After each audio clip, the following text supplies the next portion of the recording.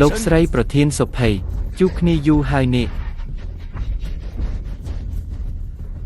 ប្រញាប់ប្រញាល់ដាក់ជូនឯងឯកសារបច្ចេកវិទ្យានុយក្លេអ៊ែរលីដែលគ្រប់គ្រងបាននៅក្នុងដៃឯងបើមិនដូច្នោះទេថ្ងៃនេះទេវតាមកដល់ក៏គ្មានអ្នកណាជួយអ្នកបានដែរពោខ្មៅត្រឡប់ទៅប្រាប់ម្ចាស់របស់អ្នកទៅខ្ញុំស្លាប់ក៏មិនពួកអ្នកបានបច្ចេកវិទ្យានុយក្លេអ៊ែរលីនេះដែរធ្វើឲ្យប្រទេសណាគ្រីតខូចខាត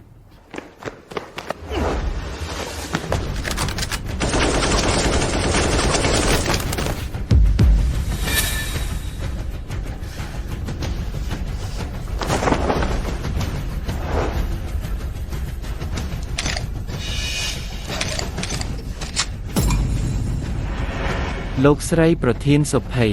លេហើយហាហាហាហាហា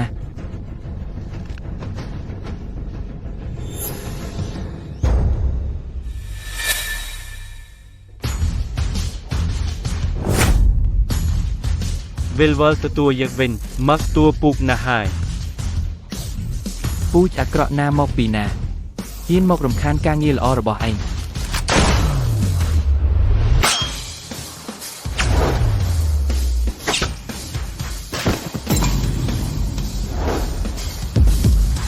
ចលនាទាំងនេះ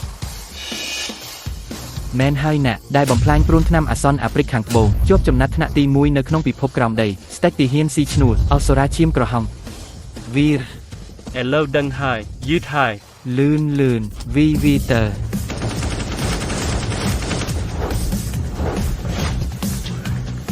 នៅទីនេះទេ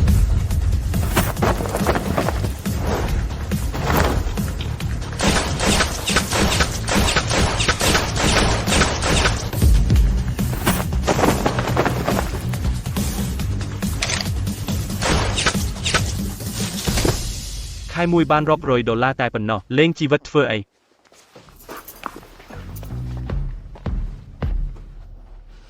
អរគុណស្តេចទាហានស៊ីឈ្នួលដែលបានជួយសង្គ្រោះលោកប្រធានលោកអ្នកមិនអីទេមែនលើកនេះអរគុណលោកអ្នកដែលបានជួយប្រាក់ឈ្នួលនឹងមកដល់ទាន់ពេលវេលាអីចឹងស្តេចទាហានស៊ីឈ្នួលសូមឈប់សិនខ្ញុំជាប្រធានក្រុមហ៊ុនបច្ចេកវិទ្យាស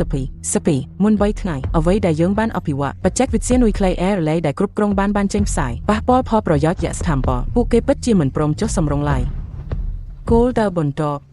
ប្រាកដជាកូនស្រីខ្ញុំចង់សូមឲ្យអ្នកធ្វើជាអ្នកថែរក្សានាងថែរក្សាសុវត្ថិភាពរបស់នាង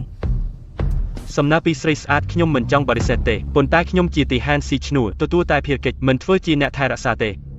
លោកអ្នកសុំអ្នកដទៃវិញទៅបច្ចេកវិទ្យានេះតាក់ទងនឹងជោគវាសនាប្រទេស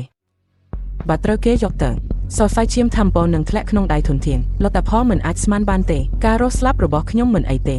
ខ្ញុំខ្លាចតែពួកគេនឹងយកកូនស្រីខ្ញុំមកគំរាមខ្ញុំសូមអ្នកជួយផងនាងឈ្មោះចរិយាកំពុងរៀននៅមហាវិទ្យាល័យមានតែអ្នកជំនាញដូចអ្នកទេទើបអាចការពារនាងបានពេញលេងវីររកក្មេងស្រីម្នាក់នេះនាងគឺជាការតាមរកដើមកំណើតរបស់អ្នកជាខ្សែសម្រាប់យកការសងសឹកពុកកំដាយតែមួយគត់ខ្ញុំបានធ្វើភារកិច្ចពេញពិភពលោករកមក6ឆ្នាំហើយទីបំផុតក៏បានរកឃើញណាស់ហើយអ្នកថែរក្សាបិទចិត្តមែនទេខែមួយប៉ុន្មានលុយ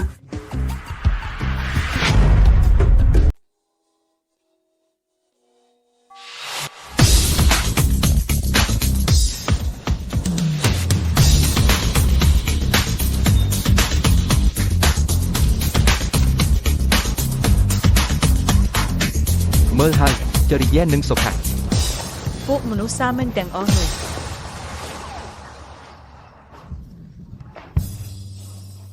នាងហើយ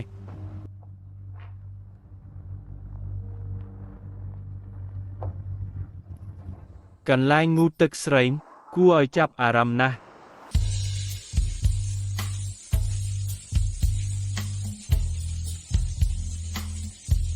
ហេថារបស់នាងបានរកអ្នកថែរក្សាឲ្យនាងហើយថ្ងៃនេះគាត់នឹងមកដល់ពិតជារំភើបខ្លាំងណាស់អ្នកថែរក្សាដែលខ្ញុំបានដោះស្រាយមិនតិចជាង10នាក់ក៏8នាក់ដែរចង់ចូលចិត្តខ្ញុំមើលថាខ្ញុំនឹងបាញ់គាត់យ៉ាងម៉េចនៅពេលនេះ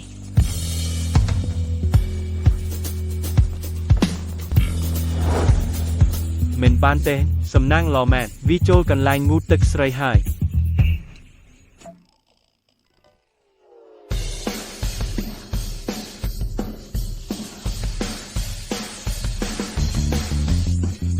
ខ្ញុំយកពីអ្វីដែលអ្នកចង់និយាយខ្ញុំវីរ៉ាធ្វើការដោយស្មោះត្រង់ច្បាស់លាស់មិនដែលបដិសេធថាមិនបានឃើញទេដើម្បីយុត្តិធម៌ខ្ញុំក៏នឹងបង្ហាញរបស់ខ្ញុំឲ្យអ្នកមើលដែរ មានរឿងអ៊ីចារីយ៉ា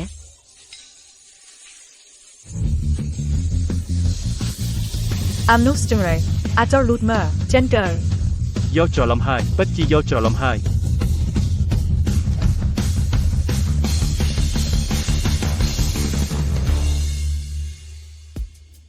ចារីយ៉ានេះហើយអ្នកថែរក្សាដែលម៉ាក់របស់នាងរកមក Naku Vira, Niyemak, Nacho Modai Robibna,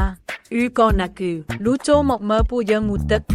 អ្នកនិយាយភូតកុហកឲ្យសោះខ្ញុំជាមនុស្សសុចរិតខ្ញុំត្រូវបានម៉ាក់របស់អ្នកជួលមកថែរក្សាអ្នកជាពិសេស Knum Jariye Mantraka, Gatara Sapi Nus Badnate, Nat Center Plum Ow. ជារិយាតារាថ្ងៃនេះមកខាងក្រោមអាគារក្មេងស្រីវិញហើយគាត់និយាយថាថ្ងៃនេះគាត់ត្រូវតែឲ្យនាងទទួលយកការស្នើសុំរបស់គាត់ Dara. Het a got Mokwenyan.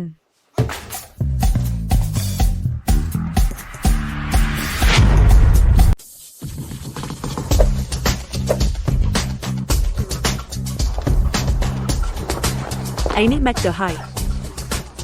តារាអញមកទៀតធ្វើអីនឹងខ្ញុំចាំថាខ្ញុំបាននិយាយច្រើនដងហើយខ្ញុំមិនចង់ធ្វើជាសង្សាររបស់អញទេអញកុំមករំខានខ្ញុំទៀតអី ជរិយាអញកុំនិយាយចេះស្អីខ្ញុំរៀបចំជាពិសេសសម្រាប់អញទីផងដែលអញចូលចិត្តជាងគេទីផង ឯនេះ Mac ទៅហើយ សន្តាគារស្នេហ៍នៅមុខសាលាបន្ទប់តឹមខ្ញុំបានទិញទុកហើយធ្វើជាសង្សារខ្ញុំទៅយប់នេះយើងនៅជាមួយគ្នា ឯងគ្រាន់តែជាមនុស្សអាក្រក់ប៉ុណ្ណោះអ្នកណាចង់ធ្វើសង្សារឯងស្អុកខ្លាំងណាស់ ជរិយាខ្ញុំមើលឃើញអញគឺជាការឲ្យមុខអញទៅហើយអញមិនគិតទេបច្ចេកវិទ្យាសំយោគនុយក្លេអ៊ែររបស់គ្រូសារាំងមានដើមទុនប៉ុន្មានកំពុងចាំមើលនៅក្រុងសវណ្ណទាំងមូលក្រៅពីគ្រូសាលោកតារាដែលជាអ្នកមានជាងគេនៅក្រុងសវណ្ណតើនរណាទៀតអាចការពារអញបានអញកុំយកថ្នាំទៅជូតថ្នាំខ្លាំងអីតាមខ្ញុំទៅ ដោះចេញអាក្រក់ដោះចេញដោះ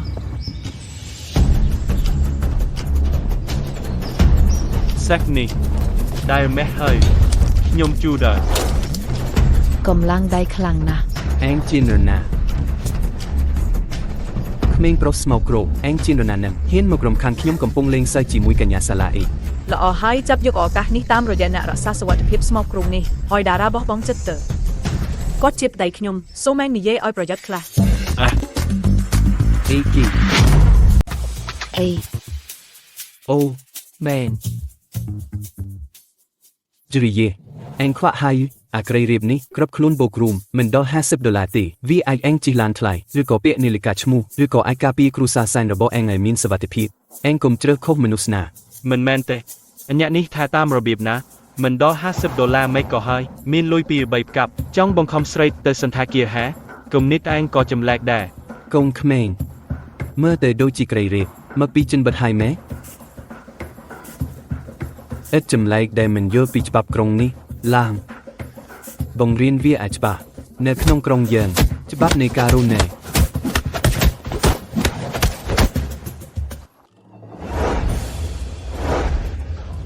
ឯងពេលកន្លងទៅ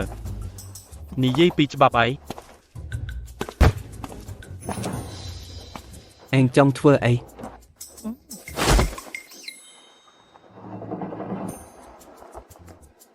ធ្វើអីនឹងមិនផែសញ្ញាកណ្ដឹងរៀនទេ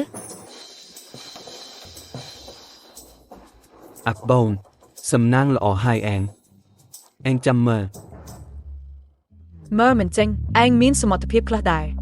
ប៉ុន្តែតារាជាមន្ត្រីតំណាងនៅក្រុងសវណ្ណអ្នកដែលបានប្រឆាំងនឹងគាត់មុនស្លាប់ឬក៏ពិការបើឯងប្រជែងមិនឈ្នះគាត់ឥឡូវទៅសុំលាម៉ាក់ខ្ញុំចាក់ចេញនៅតង មែនចឹងខ្ញុំរំពឹងចាំបន្តិចហើយ ឯកឹមបើឯងចង់ស្លាប់ទៅចុះកុំថាខ្ញុំមិនបានដាស់តឿនឯង វីរ៉ាខ្ញុំឃើញឯងមានជំនាញគ្រប់គ្រាន់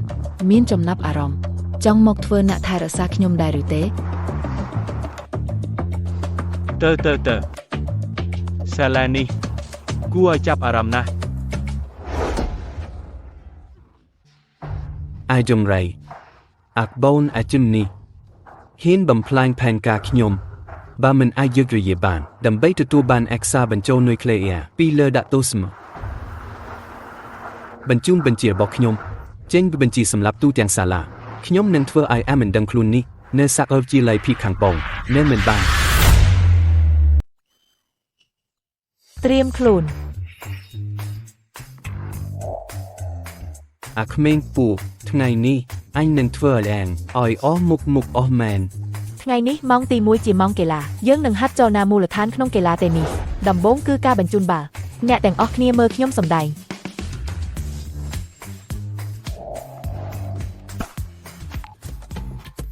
សាលេនេះពិតជាមានមនុស្សពូកែជាច្រើនណាស់គ្រូស្រីស្គមស្វាហាប់ស្អាតមែន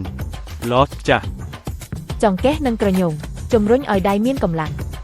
អ្នកទាំងអស់គ្នាយល់ហើយយូនៅ យល់ហើយ ល្អ អ្នកទាំងអស់គ្នាចែកគ្នាទៅហាត់ គ្រូខ្ញុំមិនចេះទេអាចបង្រៀនខ្ញុំដោយផ្ទាល់បានទេ វីរៈអេងមិនខ្មាស់អ៊ីនអត់អេងមិនខ្មាស់មុខទេ ខ្ញុំមិនចេះទេហើយគ្រូបង្រៀនខ្ញុំម្ដេចក៏មិនបាន អេង ខ្ញុំបង្រៀនឯងទៅ កញ្ញាសុខាចូលមកបង្រៀនអ្នកនេះដែលជាមនុស្សធម្មតាលេងបាល់តនេះ មិនគិតថាសាច់ដុំរបស់គាត់ពិតជាស្វិតស្វាញណាស់រឹងមាំដូចដែកបំបែកស្មាចេញដាក់ជើងចេញទំងន់ទៅមុខ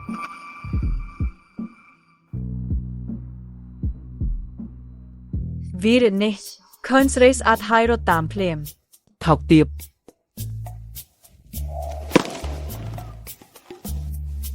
កញ្ញាសុខាកញ្ញាបង្រៀនល្អណាស់ ឯងព្យាយាមខ្លួនឯងមើល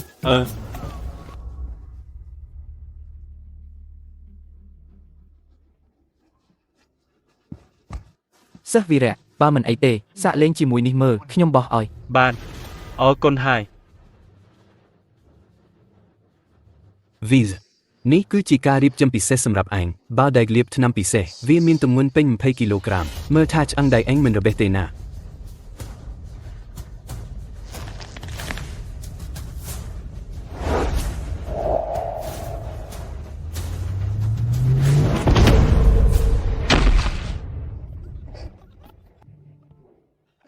អត់បានការសំបីតែបោះបាល់ក៏មិនចេញដែរអញសោយពេកហើយយូ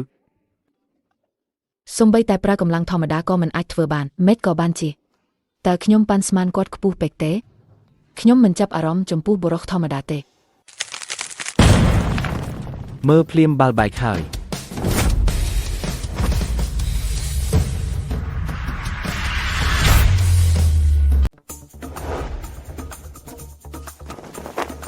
អីគេនឹងអញមិនបានប្រាប់ឯងឲ្យផ្លាស់ប្ដូរគ្រាប់ដែកទេ តារាអញផ្លាស់ឲ្យតាមពិតទេគ្រាប់នោះធ្ងន់ជាងធម្មតាអញចាប់គប់ដោយខ្លួនឯង អាណាគេអញ្ចេះមានអ្នកអាចវាយគ្រាប់ដែកបែកបានហើយគេជាអ្វីនោះអាម៉ាក់ឯងការងារតិចតួចនេះក៏ធ្វើមិនកើតដែរ នេះគឺក្របដែកប្រើឈើទៅឈៀងធម្មតាវីក្របដែកបែកការនេះមនុស្សធម្មតាគ្មានអ្នកណាអាចធ្វើបានទេអ្នកវីរៈនេះជាអ្នកណាមែន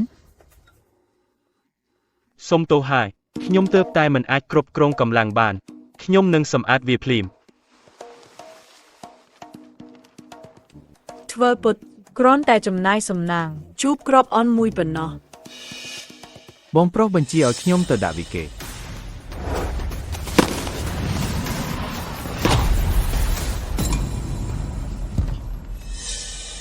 អើយ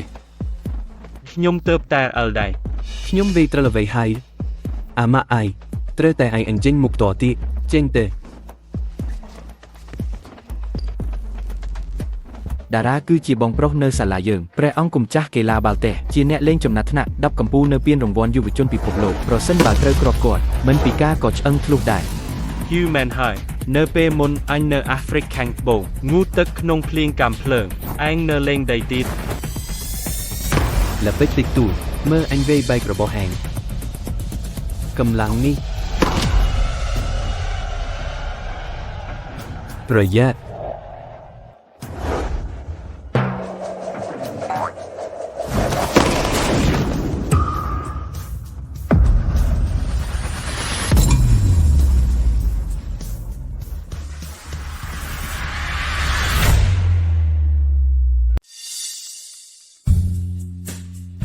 មិនបាច់អរគុណខ្ញុំទេ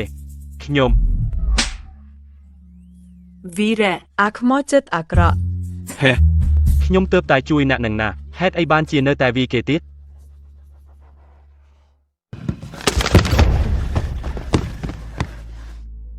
Vil អញចាំមើលទៅខ្ញុំត្រូវតែពួកឯងជាបំណែកទើ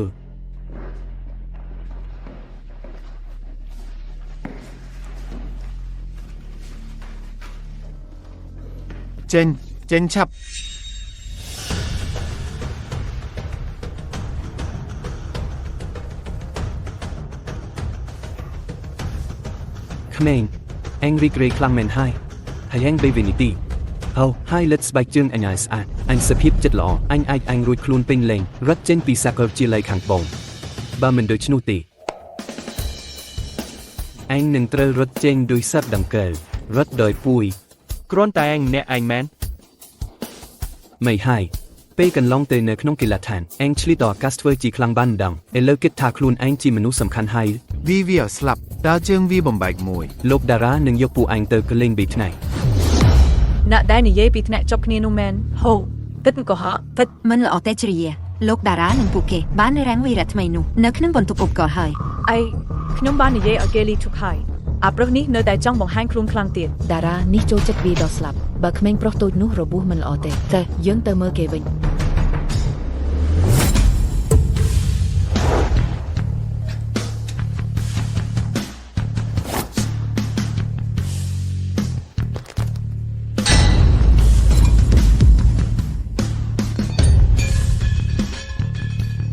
នេះជាបំពង់ដៃយ៉ាន់ស្ពណាគាត់មិនមែនមនុស្សទេ ដៃញ៉ាអីនឹងមិនតន់បានហូបអីអើយកើតមកជាមនុស្សជាតិតែមួយហេតុអីបានជាបៀមបេតគ្នាខ្លាំងម្លេះដោយពូកណាក់មិនចេះគួរសំបែបនេះចឹងកុំថាខ្ញុំអាក្រក់ណាស់ខ្ញុំនឹងបង្រៀនមេរៀនមួយដល់ពូកណាក់ឲ្យច្បាស់ ឈប់ធ្វើពុតនៅទីនេះទៅពួកយើងមានមនុស្សច្រើនម្លេះនៅតែខ្លាចយ៉ាងម្នាក់បងប្អូនលើក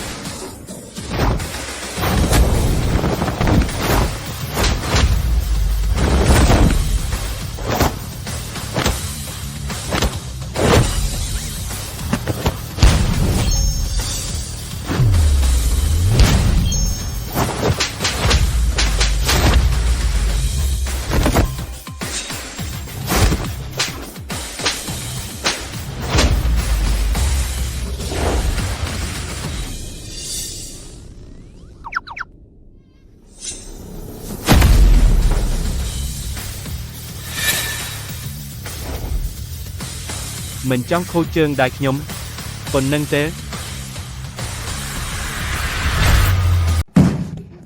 ឈប់ហើយបងខ្ញុំខ្លាចហើយបង គាត់ទេអត់គិតថាលឿនម៉េះទេដោះស្រាយអ្នករបស់តារាទាំងអស់ហើយ ឯងមិនអីទេអី ខ្ញុំគួរតែមានអី មិនអីក៏ល្អហើយខ្ញុំនឹងចរិយាថាឯងគេធ្វើបាបពិតជាព្រួយបារម្ភណាស់ ខ្ញុំព្រួយបារម្ភគាត់ខ្ញុំអត់បារម្ភគាត់ទេអី វីរៈពិតជាគួរឲ្យចាប់អារម្មណ៍មែនចរិយាយប់នេះផ្ទះយើងរៀបចំពិធីបុណ្យយប់សម្រាប់ស្រីមិនដឹងឯងនាំគាត់មកជាមួយផង ពិធីបុណ្យ អេខ្ញុំនាំគាត់ទៅធ្វើអី មនុស្សច្រើនក៏សប្បាយដែរហើយខ្ញុំគិតថាវីរៈគួរឲ្យចាប់អារម្មណ៍ អូខេ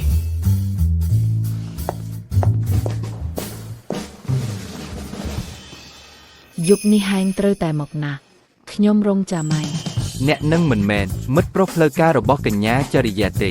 ហេតុអីបានជានៅចិត្តសុខាទៀត មែនហើយ ស្រីស្អាតទាំងពីរគាត់ចាប់ទាំងអស់ អាម៉ាស់មុខណាស់ស្រា បងតារាអាក្មេងនឹងវាខ្លាំងណាស់មិនដូចមនុស្សធម្មតាទេ ឈប់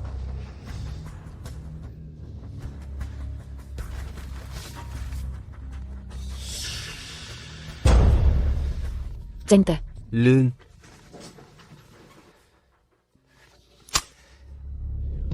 អាល់ហូលោកកំចាស់មានបង្គាប់អ្វី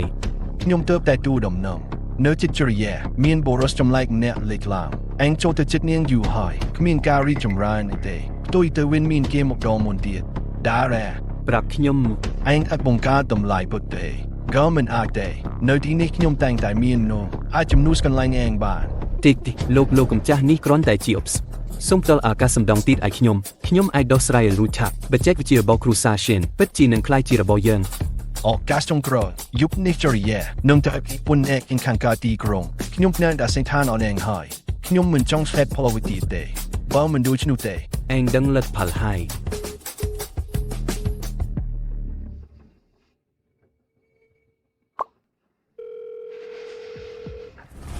ភ្ជាប់ទំនាក់ទំនងឲ្យខ្ញុំកាយចាក់ឈ្នះបញ្ជីឈ្មោះឃាតករប្រទេសណាគ្រីតម្លៃសុំអ្វីក៏បានខ្ញុំមានតែតម្រូវការមួយបន្ទាប់ពីពិធីបុណ្យយប់នេះខ្ញុំចង់ឲ្យបរិសឈ្មោះវីលានូបាត់ពីលើពិភពលោកនេះទាំងស្រុង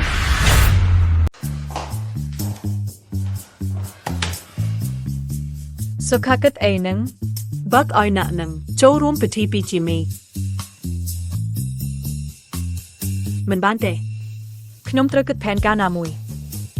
ខ្ញុំមិនអាចចិនទៅលេងហើយត្រូវគេខ្លាំមើលទៀតបានទេ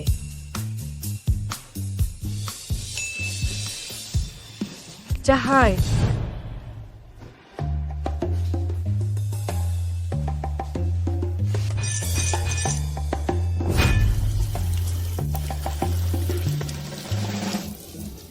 វីរ៉េជួយខ្ញុំមកឆាត់ចង់ខ្ញុំកលបូស្តែ មានអីកើតឡើង បំពង់ទឹកបាក់ទឹកច្រើនណាស់ខ្ញុំចង់ខ្ញុំកលបូស្ទៀតអឺមិនរួចទេ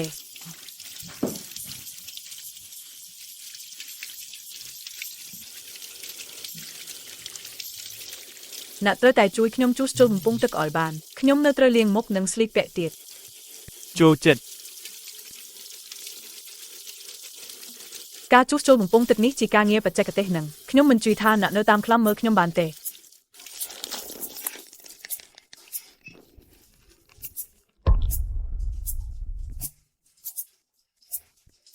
ជួសជុលរួចហើយ ជួសជុលរួចលឿនម៉េះគិតមិនដល់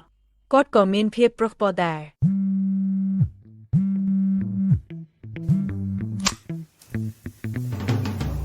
អាឡូ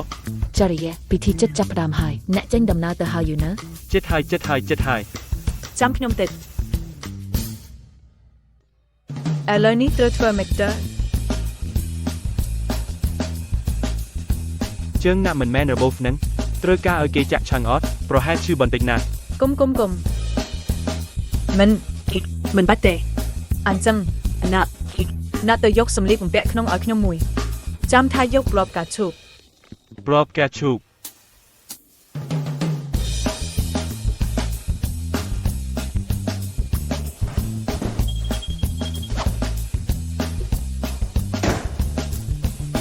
សយ៉ាងក៏ពិសេសនេះសំបីតែឧបករណ៍ឃុំក៏មិនអាចបាត់បានដែរមើលទៅអ្នកនៅតាមរករឿងខ្ញុំទៀតបានយ៉ាងណា តើវាល្អទេមិនល្អទេ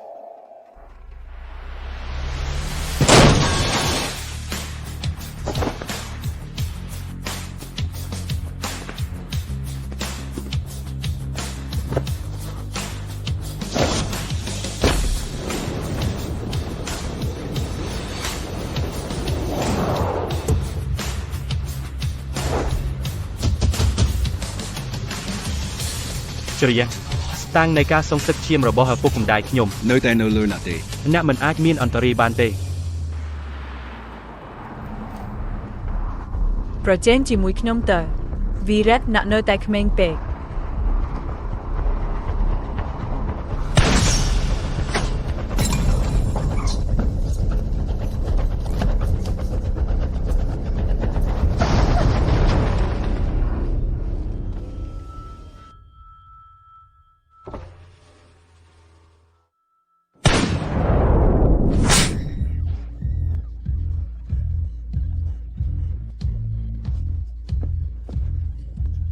បានបុគ្គលដែលហើយ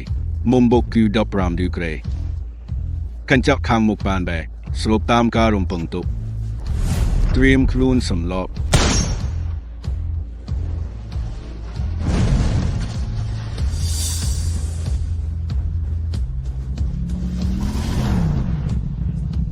ប្រយ័ត្ន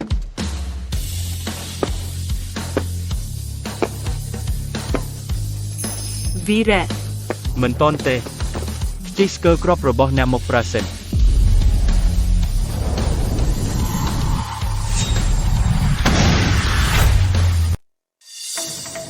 មានអ្នកឯក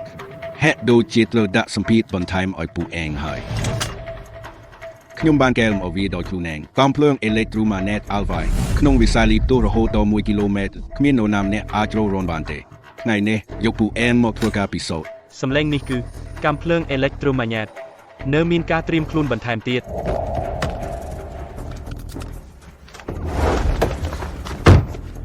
កុំធ្វើចំណា ពួកយើងត្រូវបានចាប់គោលបើហើយចម្ងាយដែលមើលឃើញយ៉ាងហោចណាស់ក៏ 1500 ម៉ែត្រឡើងទៅជីណែក អេ បាសខើអាប់ចេញ ឯងស្គូតហើយ លឿនខ្ញុំនិយាយដោយធ្ងន់ធ្ងរ ឯងងារក្នុងទៅ លឿន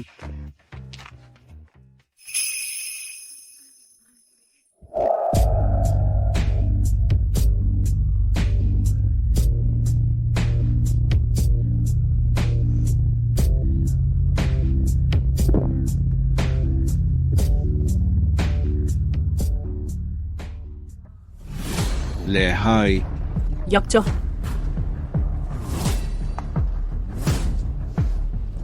ដោយហេតុថាឯងចង់លេងចឹងខ្ញុំនឹងលេងជាមួយឯងឲ្យពិតប្រាកដ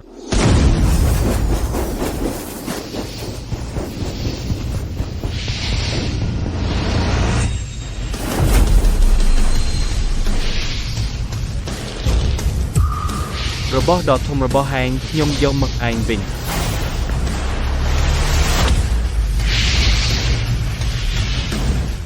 រឿងនេះធ្វើមិនបាន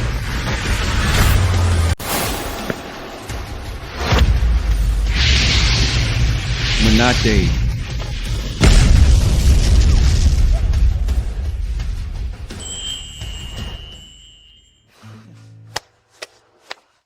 រួចរាល់ហើយ វីរ៉ាអ្នកធ្វើឲ្យខ្ញុំភ័យណាស់ ចូលនៅហើយមានខ្ញុំនៅទីនេះ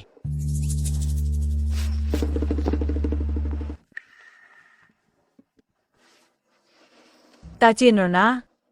ដែលហ៊ានចង់សម្លាប់ខ្ញុំ ហេតុអ្វីបានជាអ្នករត់ចេញមកដូច្នេះដោយអ្នកនៅក្បែរខ្ញុំគ្មានអ្នកណាអាចធ្វើរបួសអ្នកបានទេ គាត់ការពារខ្ញុំយ៉ាងស្វិតស្វាញម៉េះមួយណាគាត់ស្រឡាញ់ខ្ញុំមែនទេល្អចុះខ្ញុំទូស្គាល់អ្នកជាអ្នកថែរក្សារបស់ខ្ញុំ ហេ ឯកឹមពិធីជប់លៀងរបស់ខ្ញុំឥឡូវទៅពិតជាមិនតន់ហើយ ចរិយាត្រូវបានគេវាយប្រហារនៅតាមផ្លូវទៅជួបគ្នាហាក់ដូចជាមានគេបានលាតត្រដាងព័ត៌មានអំពីទីតាំងរបស់ចរិយាឲ្យគេដឹង ខ្ញុំនឹងប្រាប់សុខា មិនបាច់ទេខ្ញុំគិតថានាងដឹងហើយ អាហាអ្នកប្រាប់នាងមែនទេពេលណា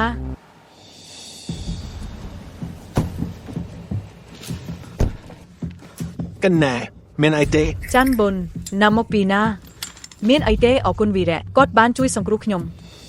អូហើយវីរ៉ាខ្ញុំសូមណែនាំណានេះគឺជាអ្នកថែទាំតែរបស់ខ្ញុំចាន់បុន មិនអីទេសប្បាយហើយឥឡូវនៅក្រៃមិនសុវត្ថិភាពទេខ្ញុំនឹងដឹកកញ្ញាត្រឡប់ទៅវិញ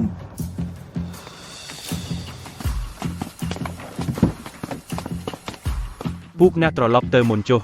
អីខ្ញុំមានការបន្តិច ការអីដែលអាចកំបាំងមិត្តនេះល្អចុះចងចាំត្រឡប់មកវិញមុនណា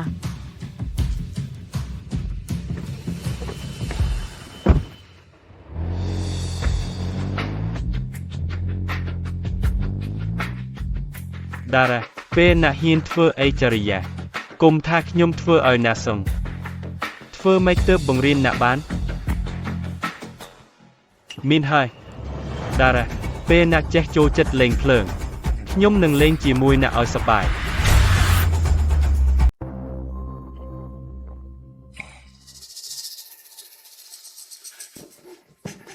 កញ្ញា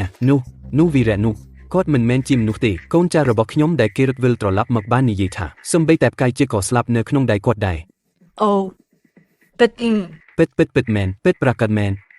កញ្ញាខ្ញុំសូមអង្វរអ្នកសូមអាណិតស្រឡាញ់ខ្ញុំផងជួយខ្ញុំនិយាយពាក្យល្អជាមួយបាក់ផងផ្ដល់ឱកាសសម្ដងទីដល់ខ្ញុំ ឲ្យខ្ញុំជួយណានិយាយពាក្យល្អពីមុខពុកខ្ញុំអ្នកគិតឃើញមែនហើយគ្រូសាលីមិនដែលលើកទ្រូងណាឥតប្រយោជន៍ឡើយយកទៅដោះស្រាយ Yes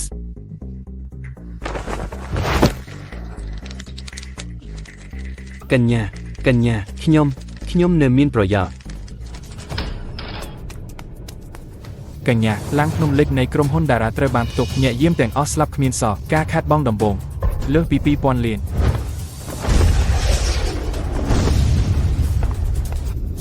អ្វីរកឃើញរណាធ្វើណា គឺបរិសម្នាក់ឈ្មោះវីរៈគាត់បានបញ្ចេញសារថាបើមានបញ្ហាអ្វីសូមតាក់ទងគាត់ដោយផ្ទាល់បើហ៊ានប៉ះពាល់ចរិយាម្ដងទៀតលើកក្រោយនឹងមិនមែនត្រឹមតែខ្លាំងមួយទេ ហាក់ដូចជាខ្ញុំមើងងាយគាត់ពេកមនុស្សបែបនេះបើមិនអាចប្រើប្រាស់ជាប្រយោជន៍ដល់យើងគឺពិតជានឹងក្លាយជាគ្រោះថ្នាក់ធំឈប់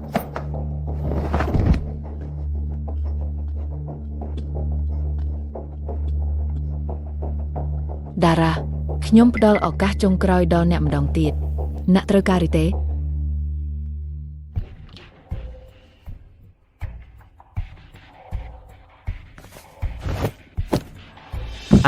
ឈឺគឺខ្ញុំអើយ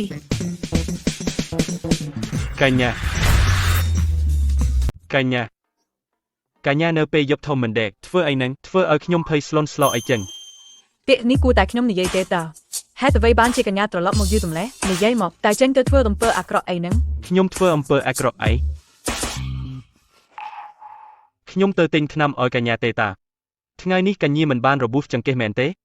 ខ្ញុំបានរត់ទៅជិតពាក់កណ្ដាលទីក្រុងទើបរកឃើញមួយកន្លែងអស់ស្ថានដែលបើក24ម៉ោង អូគាត់ទៅទិញថ្នាំឲ្យខ្ញុំនឹងហើយចាំអ្នកជូតខ្ញុំតើ ខ្ញុំជូតកញ្ញាពិតជាចង់ឲ្យខ្ញុំជូតឲ្យមែននឹង អើទេអ្នកជាបរិសុទ្ធហើយហេតុអ្វីបានយឺតតែម្លេះ នេះហើយជាពាក្យដែលកញ្ញានិយាយចឹងខ្ញុំមិនខ្មាស់អីទេហើយ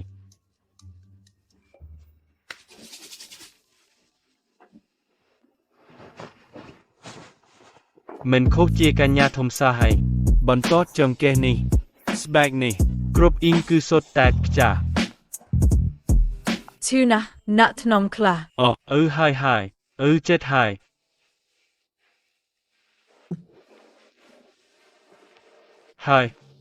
វេលាយឺតហើយកញ្ញាគួរតែឈប់សម្រាកឲ្យឆាប់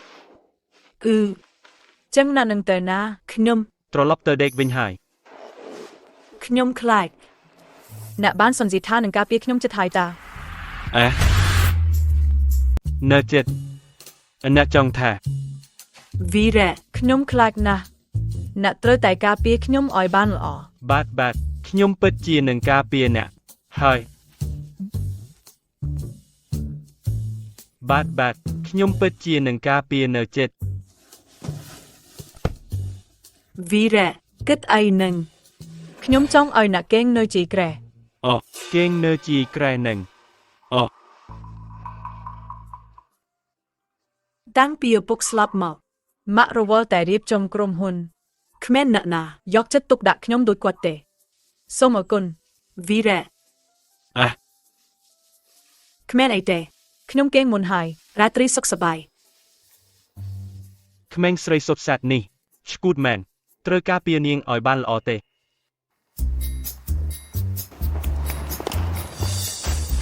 កញ្ញាចរិយានិងវីរៈទៅសាលាជាមួយគ្នាពួកមានថាពួកគេជាគូស្នេហ៍ពិតហើយ ខ្ញុំមកថាតារាដោយសារចង់បានកញ្ញាចរិយាត្រូវវីរៈវាយនៅក្នុងបន្ទប់សម្ភារៈទង់ដៃក្នុងបន្ទប់សម្ភារៈត្រូវគេពុតផ្ដាច់ទៅហើយ ខ្លាំងមែន ដូចជាបិសាចចុះមកវិញមែន ល្អហើយណាតែមួយថ្ងៃខ្លាយជារឿងព្រេងនៅសាលាហើយ រឿងតូចតាចទេ វីលអ្នកបំផ្លាញអ្វីរបស់ខ្ញុំទាំងអស់អ្នកចាំមើលទេខ្ញុំពិតជានឹងធ្វើឲ្យអ្នករស់ក្រៀមក្រំជាងស្លាប់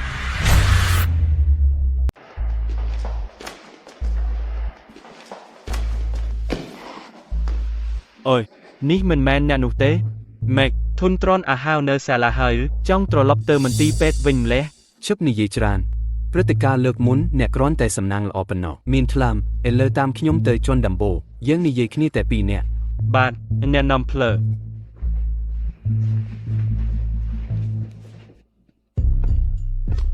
ថ្ងៃនេះយើងនឹងមានការប្រកួតរវាងបរិះពេទ្យប្រាកដអ្នកដែលចាញ់ពុបចង្គង់សុំអភ័យទោសហើយចាក់ចេញពីចរិយាជារៀងរហូត មិនអីទេក៏ល្អដែរចាត់ទុកថាកំដៅរាងកាយ តារា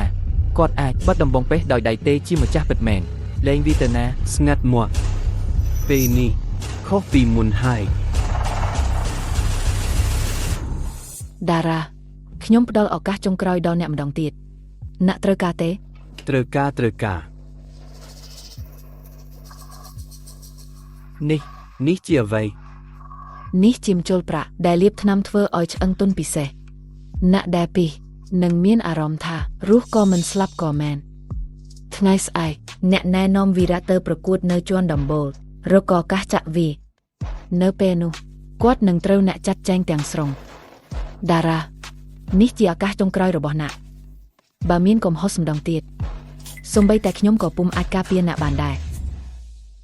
Vil អ្នកហ៊ានបំពេញលើខ្ញុំថ្ងៃនេះជាថ្ងៃស្លាប់របស់អ្នក និយាយតើច្បាំងយ៉ាងម៉េច សាមញ្ញច្បាំងចិត្តរហូតដល់ភីគីមួយទទួលយកការចាញ់ លេងច្បាំងចិត្តជាមួយខ្ញុំបានហើយខ្ញុំឲ្យអ្នកបីល្បិចគ្រាន់តែអ្នកប៉ះខ្ញុំគឺខ្ញុំចាញ់ Vil កុំសប្បាយចិត្តពេកមើលចានហោះ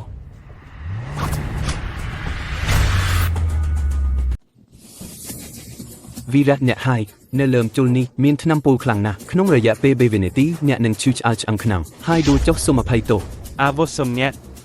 ខ្ញុំពិតជាមើលងាយណាស់ហួសហេតុណាស់ អ្វីដែលអ្នកមិនដឹងនៅមានច្រើនទីទេថ្ងៃនេះខ្ញុំនឹងយកការអាម៉ាស់ដែលអ្នកធ្វើឲ្យខ្ញុំទាំងដាំទាំងការប្រាក់ត្រឡប់មកវិញទាំងអស់ 3 2 1 ដួល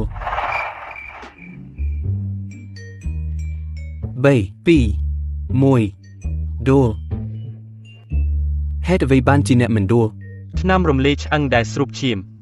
អ្នកដែលចាក់ចូលឆ្អឹងនឹងតុនដូចលីគ្រាន់តែជាការអាណិតស្រឡាញ់ប៉ុណ្ណោះខ្ញុំបាននៅក្នុងរោងពុតដ៏ពោលនៅអាហ្វ្រិកខាងត្បូងហើយបានហាត់ខ្លួនឲ្យធន់នឹងថ្នាំពុលទាំងឡាយរួចហើយ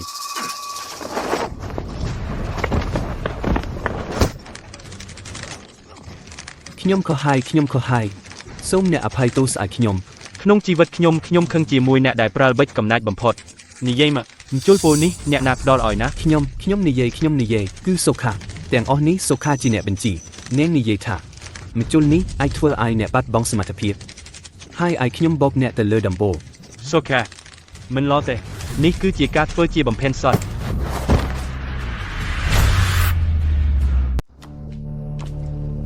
ចារីយ៉េតើហេតុអ្វីបានជាអ្នកមិនបានទៅពិធីសប្បាយយប់មិញពួកយើងទាំងអស់គ្នារងចាំអ្នកយូរហើយ សកាគុំនិយាយពី VA យប់មិញខ្ញុំជួបការវាយប្រហារភេរវកម្មបើគ្មានវីរៈទេខ្ញុំស្ទើរតែស្លាប់ហើយ សុខសប្បាយហើយអូនិយាយអញ្ចឹងថ្ងៃនេះខ្ញុំក៏បានរៀបចំសកម្មភាពគួរឲ្យចាប់អារម្មណ៍មួយទៀតផងអ្នកចង់ទៅជាមួយដែរទេ ពិតមែនទេចុះក្រោយយប់នេះខ្ញុំគ្មានម៉ោងរៀនទេសុខាអ្នកល្អចំពោះខ្ញុំណាស់មានរឿងអ្វីអ្នកតែងតែគិតដល់ខ្ញុំ ពិតណាស់តើអ្នកណាធ្វើឲ្យយើងជាបងប្អូនស្រីទៅចុះឡានរបស់ខ្ញុំនៅមុខច្រកសាលា ចាំវីរៈសិនគាត់ទៅបន្ទប់ទឹកហើយហេតុអ្វីបានជានៅមិនទាន់ត្រឡប់មកវិញ យកទៅសាកសពនៅក្នុងកណ្ដាប់ដៃខ្ញុំវីរៈខ្ញុំបានដាក់អន្ទាក់យ៉ាងជិតស្និទ្ធរងចាំឲ្យអ្នកចូលក្នុងអន្ទាក់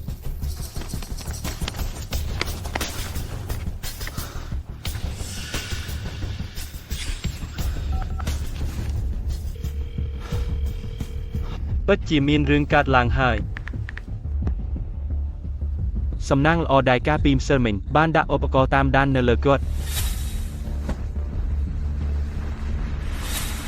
ខេតខំត្រាំតើខ្ញុំមកដល់ភ្លាមនេះហើយជាកន្លែង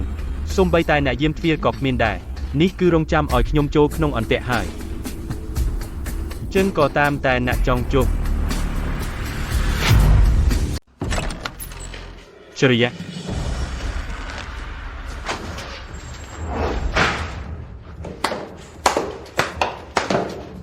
អូនពិតជាមិនធ្វើឲ្យបងខឹកចិត្តណាស់បានស្រូបយកថ្នាំរំលាយឆ្អឹងរបស់ខ្ញុំចូលទៅហើយក៏នៅតែរកមកដល់ទីនេះបានលឿនម៉េចនេះពិតជាធ្វើឲ្យខ្ញុំរំភើបណាស់ អូនក៏មិនចាញ់បងដែរអ្នកកញ្ញាលៀងចេះតែប្រើល្បិចអាក្រក់ធ្វើរបួសគេក៏សំទេណាស់ក្រុមហ៊ុនមូលបរណេគ្រីជាកម្មសិទ្ធិរបស់គ្រូសាអ្នកមែនទេកូនក្រមុំពូកែគ្រូសាធ្វើជាសម្លាញ់ស្និទ្ធលាក់ខ្លួននៅក្បែរចរិយាពិតជាលេងល្ខោនបានល្អមែនទេ នេះអីទៅគ្រាន់តែជាមធ្យោបាយតូចមួយដើម្បីសម្រេចគោលដៅប៉ុណ្ណោះ មែន ខ្ញុំណែនាំអ្នកកុំធ្វើអ្វីដោយអន្តរេយព្រោះនៅលើខ្លួនកញ្ញាស៊ីមនៅតែមានក្របបែកចងភ្ជាប់ទៀតគ្រាន់តែខ្ញុំចុចប៊ូតុងនេះបន្តិចផ្ទុះអ្នកនឹងរកសាកសពនាងមិនឃើញទៀតទេ អញ្ញាចង់ធ្វើម៉េច តាមពិតខ្ញុំឆ្ងល់ណាស់អ្នកប្រុសដូចណាស់ពិតជាហេតុអ្វីបានជាព្រមព្រៀងត្រូវគ្រូសាស៊ីមបញ្ជាតាមខ្ញុំទៅអ្នកដឹងហើយឪពុកខ្ញុំជាភ្នាក់ងារសំខាន់នៃ Asi Energy Capital អ្នកនិយាយក្នុងក្រុមហ៊ុនមូលបាត់រនេក្រីដែលអ្នកតាមខ្ញុំជួយខ្ញុំយកឯកសារបញ្ជានុយក្លេអ៊ែររួចនៅពេលនោះអ្វីដែលអ្នកចង់បានលុយកាក់អំណាចរួមទាំងខ្ញុំផងអ្នកអាចទទួលបានទាំងអស់ម្ដេចក៏ត្រូវយកតែប្រាក់ឈ្នួលអ្នកថែរក្សាទទូចនោះយកជីវិតថែរក្សាគ្រួសារស៊ីមវិញ ល្បិចក្មេងស្រី មានតែក្មេងស្រីគ្មានល្បិចទេ Stop ទៅពិតជាគួរឲ្យចាប់អារម្មណ៍ជាងខ្ញុំ ដែលធ្វើជាអ្នកថែរក្សានេះទៅទៀត ប៉ុន្តែខ្ញុំត្រូវការយកប្រាក់ធានាមុនសិន ប្រាក់ធានា ហើយឲ្យពូករបស់អ្នកធ្វើចេញពេលខ្ញុំធ្វើការនោះមិនចង់ឲ្យមានអ្នកណារំខានទេ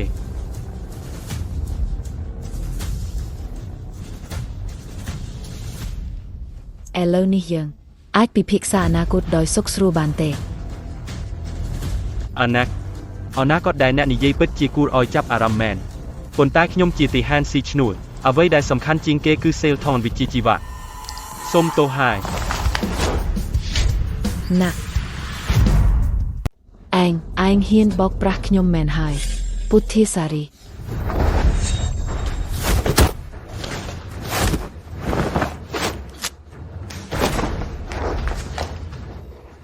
ហាំពលខាងក្នុងខ្លាំងម្លេះ ហ្គេមនេះគួរតែបញ្ចប់ហើយ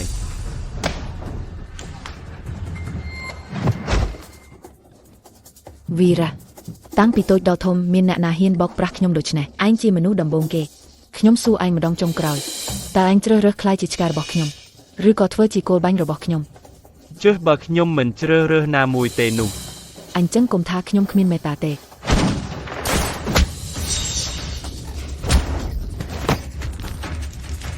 ពុទ្ធាសារីគឺជាព្រះសង្ឃនៅវត្តធីរយានដែលបានសាងផ្លូវអស់រាប់ពាន់ឆ្នាំមកហើយ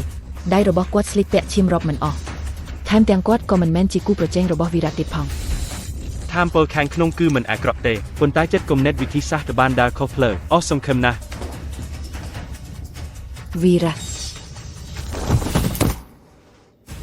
ខ្ញុំស្អប់ខ្ពើមណាស់នរណាម្នាក់ដែលប្រឆាំងនឹងខ្ញុំ មានអ្វីមិនពេញចិត្តចូលមកជាមួយខ្ញុំ ឃើញថាឯងយកចិត្តទុកដាក់ចំពោះនាងណាស់លក្ខខណ្ឌដែលខ្ញុំផ្ដល់ឲ្យឯងមិនចាប់អារម្មណ៍សូម្បីតែខ្ញុំផ្ទាល់ឯងក៏មិនចាប់អារម្មណ៍ដែរប៉ុន្តែឯងវិញស្មោះត្រង់ចំពោះនាងមិនចម្លេះ មិនមែនទេស្រីដូចកញ្ញាលីដែលមានរូបរាងស្រស់ស្អាតតាក់ទាញបរណាក៏ចូលចិត្តដែរ ហេតុអ្វីបានជាឯងមិនជ្រើសរើសខ្ញុំ ជើសនេះឯងដាក់កាំភ្លើងចុះសិនខ្ញុំនឹងប្រាប់ឯងយ៉ាងយឺត ឯងគិតថាខ្ញុំជឿពាក្យអុយភូតកុហករបស់ឯងមែនទេ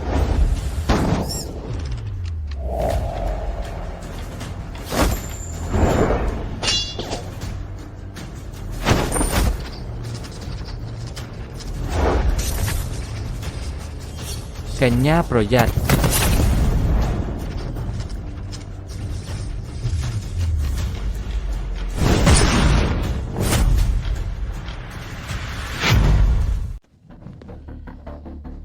វីរ៉ា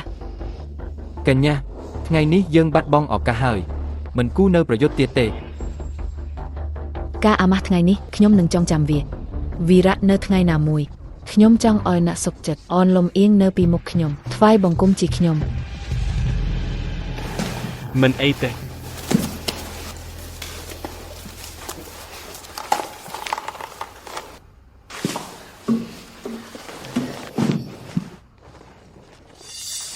វីរ៉ាខ្ញុំភ័យស្លន់ស្លោអស់ហើយអ្នកកុំអោយតែខ្លែតឆ្ងាយពីខ្ញុំទៀតអី ឡោហើយកញ្ញាមិនអីទេខ្ញុំនឹងណែមអ្នកទៅផ្ទះ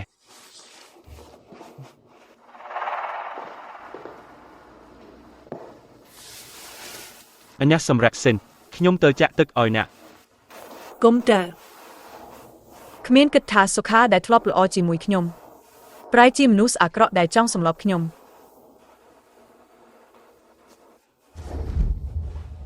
វីរ៉ាអ្នកនឹងនៅជាមួយខ្ញុំជានិច្ចការពារខ្ញុំមែនទេ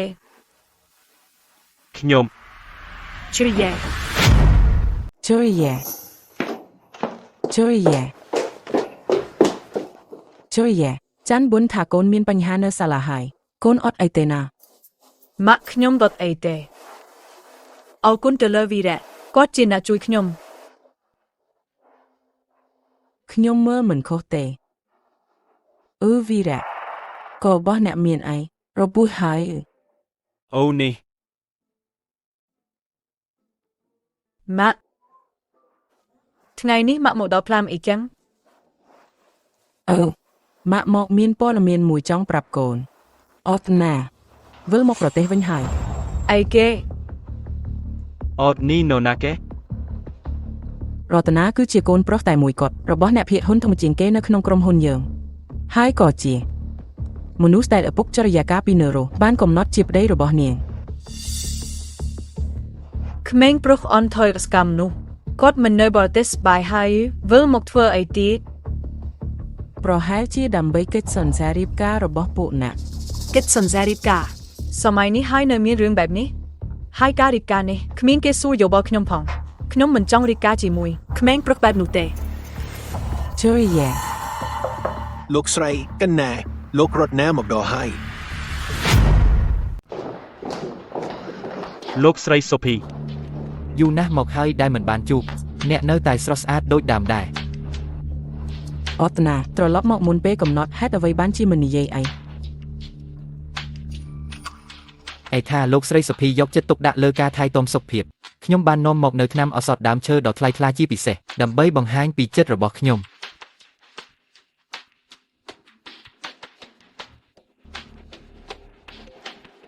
ចរិយា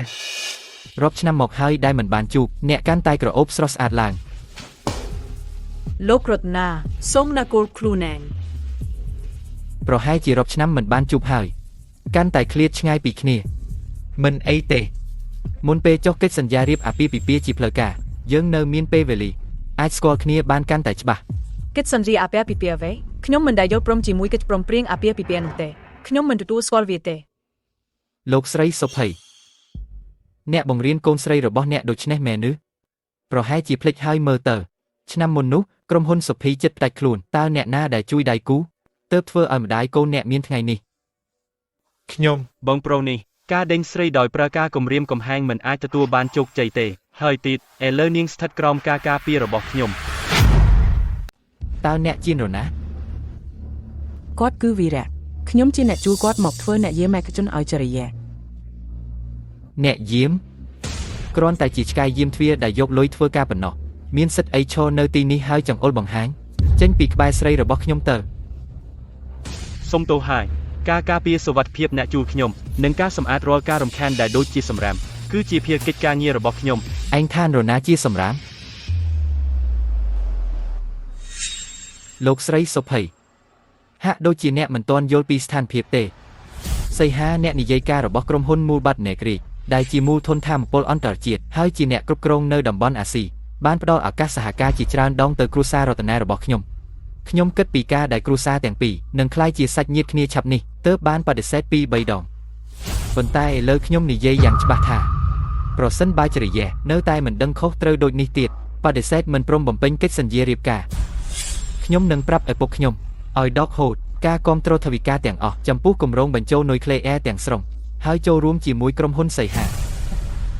នៅពេលនោះការខិតខំប្រឹងប្រែងទាំងអស់របស់ក្រុមហ៊ុនសុភីនឹងបាត់បង់ទាំងស្រុង អ្នកនិយាយអីគេអ្នកចង់ដកថវិកា អត់ណាអ្នកថោកទាបអាក្រក់មែន សរុប3ថ្ងៃទៀតខ្ញុំនឹងសូមរៀបការអ្នកជាសាធារណៈនៅពិធីអាហារល្ងាចសាមគ្គីរវាងមហាវិទ្យាល័យខាងត្បូង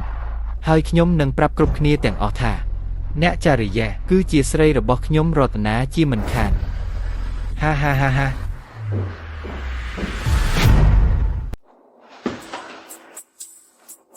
ចរិយាម៉ាក់ខ្លួនឯងមិនល្អទេពេលមុនម៉ាក់នឹងឪពុកឯងធ្វើខុសមួយផ្លែតគិតតែពីយកការរៀបការឯងទៅដូរការវិនិយោគឯងកុំបារម្ភម៉ាក់មិនហត់ហែងរៀបការជាមួយអ្នកដែលឯងមិនស្រឡាញ់ឡើយរឿងការវិនិយោគម៉ាក់នឹងគិតវិធីផ្សេងគ្រាន់តែម៉ាក់ព្រួយថានៅក្នុងពិធីសាមគ្គីនោះឯងបដិសេធគាត់ចំពោះមុខគេតាមចរិតរបស់រតនាគាត់នឹងធ្វើអន្តរាគមន៍ដល់ឯង កុំបារម្ភទុករឿងពិធីសាមគ្គីនោះឲ្យខ្ញុំ ខ្ញុំសន្លះនឹងធ្វើឲ្យគាត់សូមរៀបការមិនកើតនៅមុខគេបន្ទាប់ពីនោះគាត់នឹងត្រូវធ្វើខ្លួនស្ងៀមស្ងាត់ វីរៈសំណាងណាស់ដែលមានអ្នកនៅទីនេះ នឹង វីរៈពេលក្រោយយើងទៅញ៉ាំអីគេមានហាងកាហ្វេថ្មីបើកនៅក្បែរសាលា អីចឹង ចេញផុតពីនេះទៅ អត់ណា ចរិយាសម្បត្តិអញ្ជើញពិធីសាមគ្គីខ្ញុំនាំមកឲ្យអ្នកដោយខ្លួនឯងនៅពេលនោះខ្ញុំនឹងផ្ដល់ឲ្យអ្នកនៅការភ្ញាក់ផ្អើលដែលមិនអាចភ្លេចបានជីវិត យើងទទួលយកសម្បត្តិអញ្ជើញហើយរំពឹងចាំការភ្ញាក់ផ្អើលរបស់អ្នកណាស់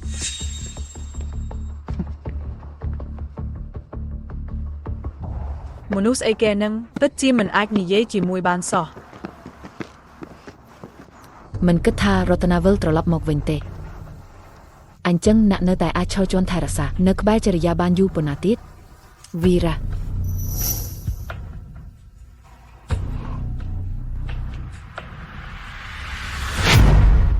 រតនានេះចិត្តតូចណាស់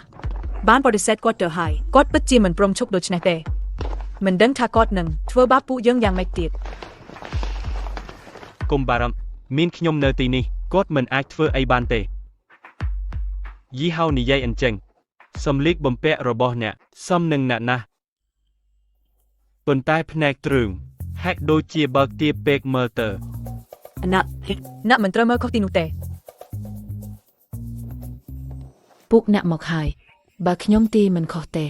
ពិធីសារភាពយប់នេះប្រហែលជាកើតរឿងគួរឲ្យរំភើបណាស់មើលទៅ សុខាអ្នកហែនមកទៀតហើយខ្ញុំធ្លាប់ទុកចិត្តអ្នកមែនតែនម្លេះអ្នកហាក់ដូចជាចង់ធ្វើខ្ញុំអីម្លេះអ្នកមិនខ្លាចឈ្មោះអាក្រក់ឬអី ស្ត្រីល្អទេត្រូវការគេឈ្មោះរាស្ត្រីអាក្រក់អាចមានអ្វីទាំងអស់ អណា កុំព្យាយាមលេងល្បិចអីខ្ញុំកំពុងតាមដានអ្នក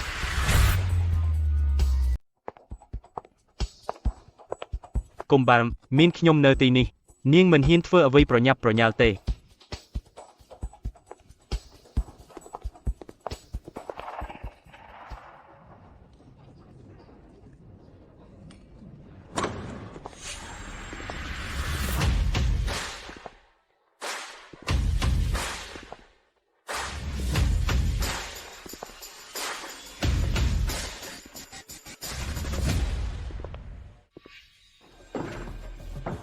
សិស្សានុសិស្សទាំងអស់ជាកិត្តិយសយ៉ាងខ្ពង់ខ្ពស់ចូលរួមកម្មវិធីបងប្អូនថ្ងៃនេះនៅទីនេះខ្ញុំចង់ប្រកាសការសម្រេចចិត្តមួយដ៏សំខាន់ខ្ញុំរតនានឹងនៅពេលយប់នេះផ្លូវការទៅកាន់កញ្ញាចរិយាសូមរៀបការ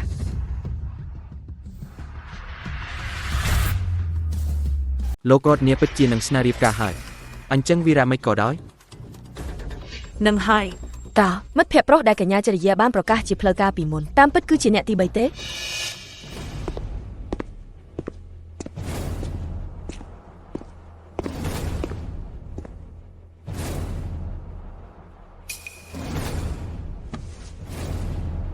ចរិយារៀបការជាមួយខ្ញុំមកការរៀបការភ្ជាប់សាច់សាឡូហិតរវាងគ្រួសាររតនានិងគ្រួសារសិនខ្ញុំនឹងផ្ដល់ឲ្យអ្នកនៅភាពសម្បូរបែបនិងភាពធូរធារដែលមិនអាចស្កប់ស្កល់បាន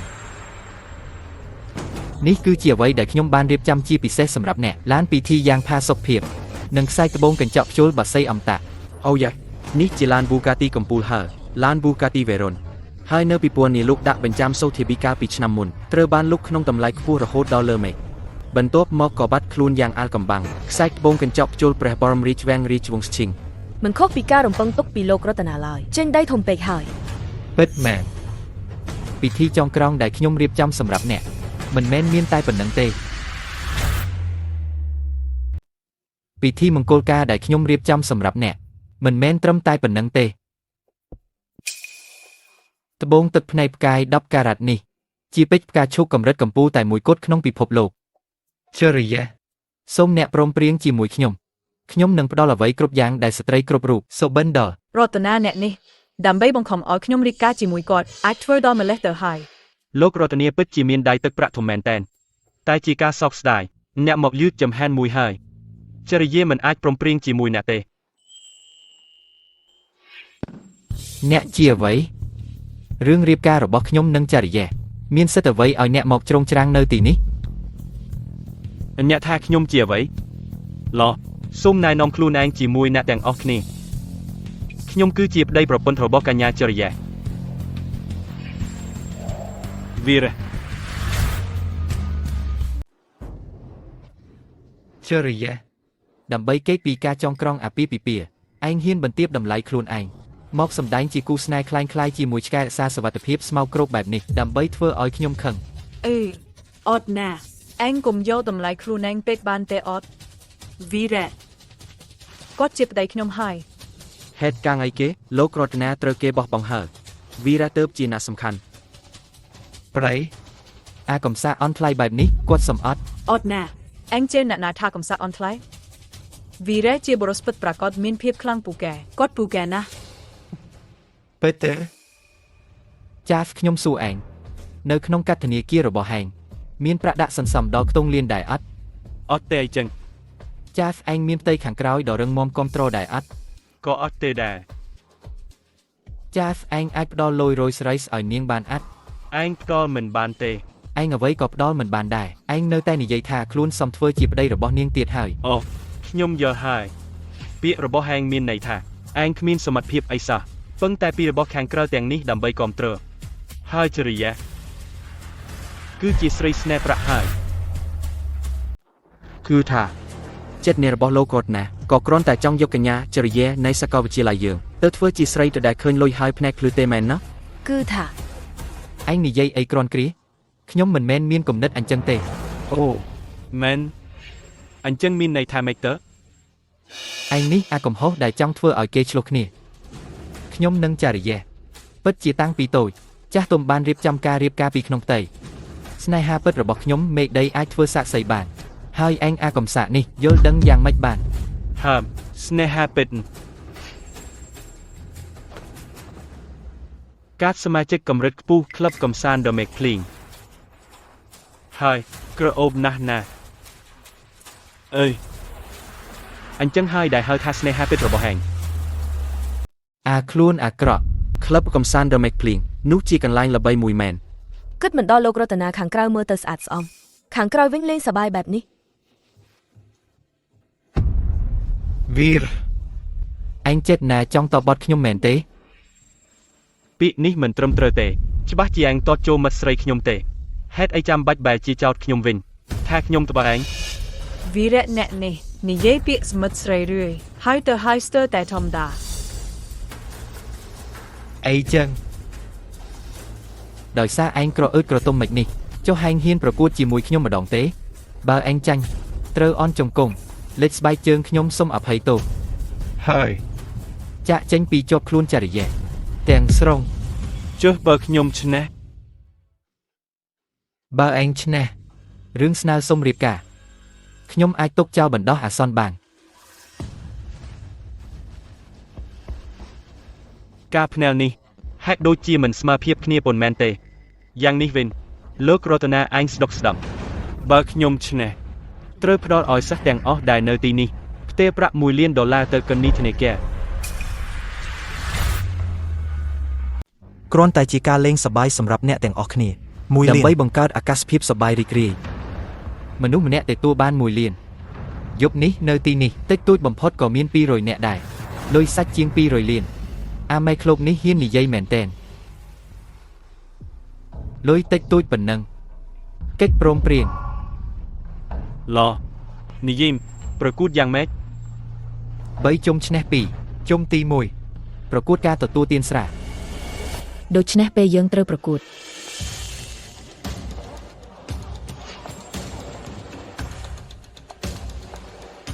ពេលយើងត្រូវប្រកួតយើងត្រូវតែមានអ្នកវិនិច្ឆ័យដែលយុត្តិធម៌ខ្ញុំធ្វើវាវិញមែន សកា ល្អណាស់យកស្រាមខ្ញុំបានឲ្យគេជួយរកមកពីតំបន់វលស្រាស្រាចាស់ដែលគេទុកដាក់ដោយឯកជន59ដឺក្រេវីរបើឯងខ្លាចឥឡូវនេះនៅមានពេលសម្រាប់ចិត្តទេកុំឲ្យតែពេលក្រោយផឹកក្រលាក់ហើយត្រូវដេកលើដីអូសអួស្បែកជើងខ្ញុំ59ដឺក្រេច្រើនម៉េះពិបាកណាស់ប្រហែលជាឈាមចេញពីក្រពះទៀតនឹង លោករតនាល្បីខ្លាំងណាស់ថាស្រាវច្រើនថានៅបរទេសគេផឹកពួកប្រុសស្វាយភ្លើង5នាក់រលាក់មិនអីទេវីរៈនឹងច្បាស់ជាបរាជ័យហើយ អត់ណាឯងពិតជាមិនត្រឹមត្រូវទេហេតុយ៉ាងចង់លេងតែអ្វីដែលឯងពូកែ កុំបារម្ភចរិយាស្រាតិចប៉ុណ្ណឹងមិនគ្រប់គ្រាន់សម្រាប់លៀងមាត់ទេ ស្រានេះកម្រិតខ្ពស់ពេកខ្ញុំខ្លាចវាខូចសុខភាពឯង វីរ ឯងថើបថ្ពឹងជាមួយមិត្តភក្តិស្រីរបស់ខ្ញុំរងចាំមើលខ្ញុំនឹងផឹកឯងឲ្យខ្លាយជាដីភក់រលួយហើយលែងលើកក្បាលឡើងបានទៀត ច្បាប់វាសាមញ្ញណាស់អ្នកទាំងពីរផឹកឆ្លាស់គ្នារាល់ពេលត្រូវផឹកយ៉ាងតិចមួយកែវអ្នកណាដែលត្រាំមិនបានហើយសុំឈប់មុនក្អួតឬក៏ដេកក្រលូកទាំងអស់នោះចាត់ទុកថាចាញ់ឥឡូវនេះចាប់ផ្ដើម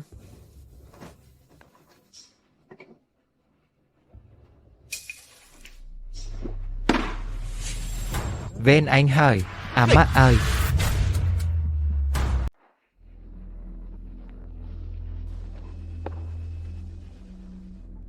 អើយក្លិនស្រាហាក់ហុយណាស់ពិតជាស្រាលអដែលរកពិបាក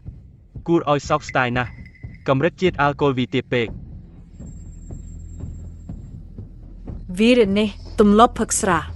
មានភាពសាំទៀតផងជូរីរ៉ាឯងគិតអីនឹង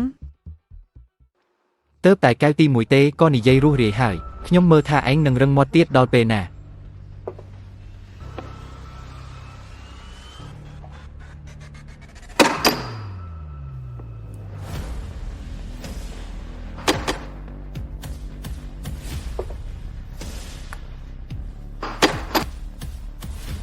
ក្មេងប្រុសនេះ ចេះតែធ្វើជាទៀតផងខ្ញុំមើលទៅអ្នកមើលទៅមិនទាន់ស្រវឹងទេ ចុះ យើងលើកកម្រិតវីទៅ បានហើយ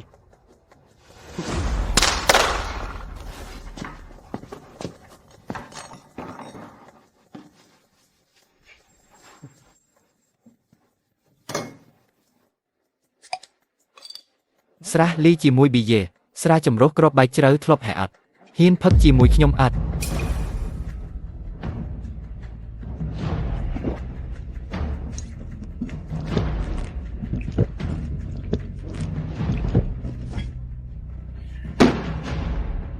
យ៉ាងម៉េចហើយអាពុក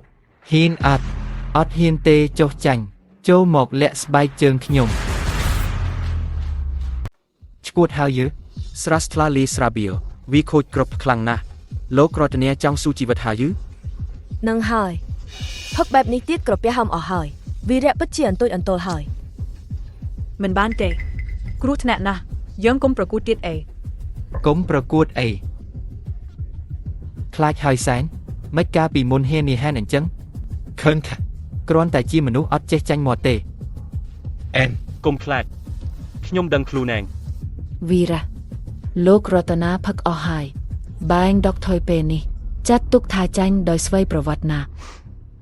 ចាញ់នៅក្នុងវិជ្ជានុក្រមរបស់វីរៈគ្មានពាក្យថាចាញ់ទេ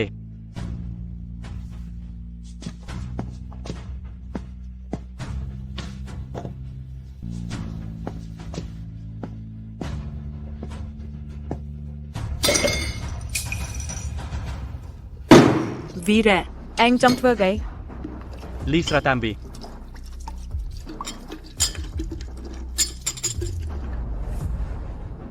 ឯងឈួតហើយផឹកលីបែបនេះនឹងដល់នៅគ្រោះថ្នាក់ស្រាអាចស្លាប់មនុស្សបានខ្ញុំមិនអនុញ្ញាតឲ្យថែងធ្វើពុតដើម្បីខ្ញុំទេ ជឿខ្ញុំទៅស្រាត្រូវផឹកបែបនេះទើបគួរ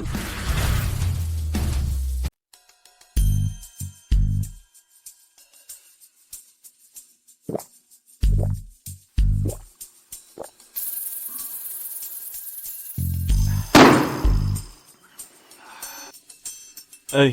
មិនតន់ស្កប់ចិត្តទេប៉ុន្តែយើងត្រូវតែគោរពច្បាប់ល្បែងលោកអត់ណាវេនណាស់ហើយ មិនអាចទេនេះជាស្រាចម្រុះគ្រាប់បែកជ្រៅដែលលីពីស្រាស្លាហុចទឹកក្តៅ69ដឺក្រេដែលដាក់អាយុយូរហើយអាប្រុសតូចនេះមិនក៏ផឹកបែបនេះបានដល់ថ្នាក់នេះទៅ វីរៈ ចំណងផឹកស្រារបស់អ្នកធ្វើឲ្យប្រសើរឡើងពេលណាដល់ម៉េចទៅ ខ្ញុំបានហាត់មកហើយពីមុនខ្ញុំនៅក្នុងរោងថ្នាំពុលនៅអាហ្វ្រិកខាងត្បូងសូម្បីតែស្រាពុលក៏ផឹកដូចទឹកដែរអាល់កុលតិចតួចនេះមានអីទៅលោកអត់ណាលូបឿនរបស់អ្នកយឺតពេកហើយអញ្ចឹងត្រង់ធ្វើតាមស្តង់ដាររបស់ខ្ញុំទៅ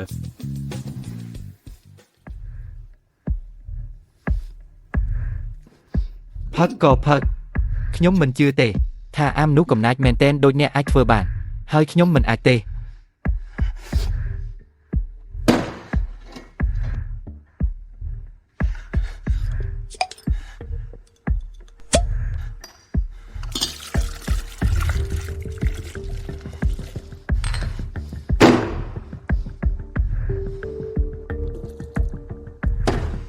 ហាក់ដូចជាថ្ងៃនេះមនុស្សទាំងពីរនាក់នេះនឹងមិនឈប់រហូតដល់ស្លាប់ទេ នឹងហើយដើម្បីកញ្ញាចរិយាពួកគេខំប្រឹងមែនតែន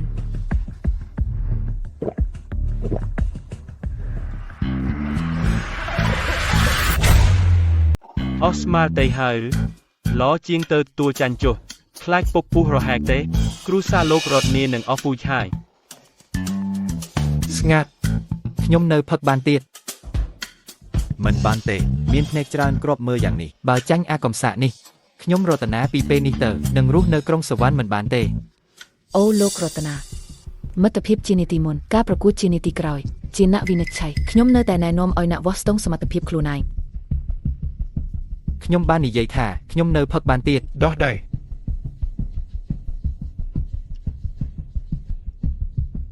រតនាខ្ញុំបន្ថែមគ្រឿងឲ្យណាកុំឲ្យខ្ញុំខាក់ចិត្តណា មានរឿងអី ស្រានេះហេតុអីផឹកទៅរាក់ទាក់ដូចទឹកសុទ្ធទៅហើយ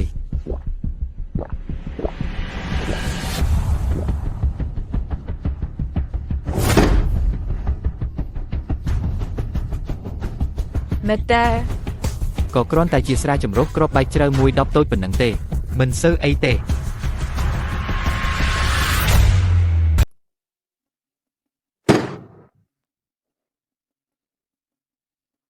ម៉េចហើយ ក៏គ្រាន់តែជាស្រាចម្រុះគ្រាប់បែកជ្រៅមួយដប់ទេគ្រាន់តែបែបនេះទេ លោករតនាពិតជាស៊ីស្រាប់ណាស់វីរ៉ាដល់វត្តអ្នកហើយ វីរ ខ្ញុំឃើញអ្នកចិត្តឈឺហើយមើលទៅមើលអ្នកឯងសិនមុខស្លេកស្លាំងទៅហើយវគ្គនេះខ្ញុំឈ្នះហើយ វីរ៉ាទើបតែផឹកស្រាចម្រុះគ្រាប់បែកជ្រៅមួយដប់ប្រកាសជាទ្រាំមិនបានទេ នឹងហើយមិនដឹងម៉េចទៅហៅគ្រូពេទ្យសាលាវិញទៅ វីរ៉ាបើប្រកួតបែបនេះទៅគ្មានផ្លូវចេញទេមិនដឹងម៉េចวันនេះយើងចាញ់គេទៅ ដាក់ថ្នាំបំបត្តិស្រាក្នុងស្រារបស់រតនាថ្នាំនេះទោះបីអាចបង្ក្រាបអារម្មណ៍មិនស្រួលបានមួយផ្លែតតែពេលថ្នាំអស់អតិពលវានឹងទៅវិញជាពីរដងសូកាអ្នកគិតឡណាស់អីផឹកស្រាដែលគេលីថ្នាំហើយហ៊ាននិយាយថាឈ្នះ ឯងនិយាយអីមិនពិតសោះ អូ ខ្ញុំដឹងហើយអ្នកផឹកមិនបានទៀតហើយចោទប្រកាន់ខ្ញុំលេងស្អីគ្មានសេលធងសោះ ដូច្នេះលោករតនាពូកែមែនតែនយើងផឹកស្រាដែលនៅសល់អស់ចុះកុំខ្ជះខ្ជីពេលវេលា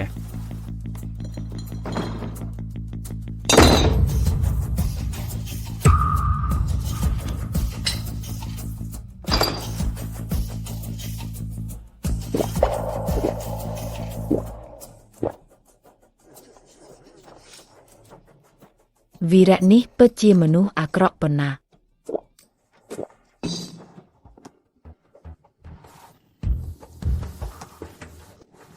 លោកអត់ណាវិញណាស់ហើយ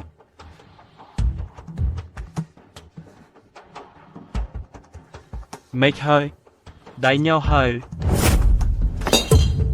ត្រូវការឲ្យខ្ញុំជួយអត់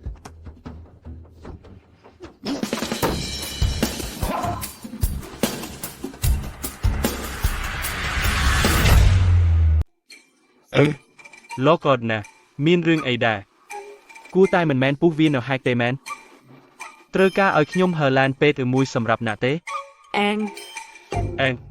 ឯងក្បាត់ ស្រារាល់មួយដំណើរដែលខ្ញុំផឹកសុទ្ធតែលោករតនាឯងរៀបចំដោយផ្ទាល់ទាំងអស់បើអញ្ចឹងជាការក្បត់ក៏គួរតែមានអ្នកដទៃទៀតដែរមែនកញ្ញាសុខា អ្នកថាម៉េច ដូចជាលោករតនាផឹកស្រាមិនចេះសោះវគ្គនេះវីរៈឆ្នះ គិតមិនដល់ថាលោករតនាចាញ់វីរៈពិតមែន មិនគួរឲ្យជឿសោះ យ៉ាងមិនហើយឯងមិនអីទេណាឥឡូវផឹកច្រើនមេះរៀងកាយត្រាំបានទេ មិនអីទេគ្រាន់តែស្រែកតិចតួចប៉ុណ្ណោះចង់ផឹកទឹកឃ្មុំជីរឌីដែលឯងទៅពុះដោយផ្ទាល់ ឥឡូវជីពេលណាហើយឯងនៅតែមានអារម្មណ៍លេងសើចបែបនេះទៀត អែន មិនរាប់វគ្គនេះមិនរាប់យើងនៅមាន2វគ្គទៀតឯងកុំសប្បាយពេកមុន ខ្ញុំវិញមិនអីទេមិនបឹងថាលោកអត់ណាស្ថានភាពលើរបស់ហែងនៅអាចទេ ខ្ញុំល្អណាស់ឯងកុំខ្វល់ពីខ្ញុំ អីចឹងអញនិយាយមើលប្រកួតអី ផឹកច្រើនមិនសំខាន់អីទេបើប្រកួតត្រូវប្រកួតការប្រកួតរវាងបុរសពិតប្រាកដរបូតដៃសង្កត់ដៃគ្នាលោករតនាចង់ឈ្នះដោយកម្លាំងហាន់ អូនឯងចេះសង្កត់ដៃគ្នាដែរអី វីរ ពេលកន្លងទៅខ្ញុំចេះតែឲ្យអូនឯងឈ្នះដោយសារចិត្តឥឡូវខ្ញុំមិនឲ្យទៀតទេម៉េចហើយហ៊ានឬទេ វីរៈអូនឯងទៅតែផឹកស្រាច្រើនមេះឥឡូវអូនឯងពិតជាមិនអាចឈ្នះគេទេមិនហ៊ានទេបើដូច្នេះបោះបង់ចោលទៅអូនឯងធ្វើអី អូនល្ងងហើយហេតុអីបានជាអូនឯងព្រួយបារម្ភពីខ្ញុំជានិច្ចអ្នកដែលអូនឯងគូព្រួយបារម្ភគឺគេទេតា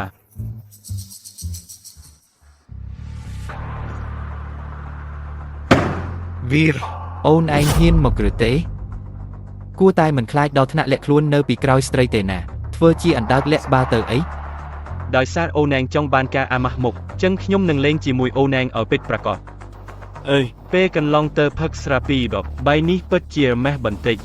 ប៉ុន្តែដោយសារលោកអត់នេះបាននិយាយហើយបើខ្ញុំមិនទួយនឹងធ្វើឲ្យគេគិតថាខ្ញុំខ្លាចចឹងខ្ញុំត្រូវតែទួយយកការប្រកួតនេះទៅហើយអញ្ចឹងខ្ញុំគ្មានជំរើសក្រៅពីទួយយកការប្រកួតទេ យកថាឯងមានក្លាហានខ្លះហើយ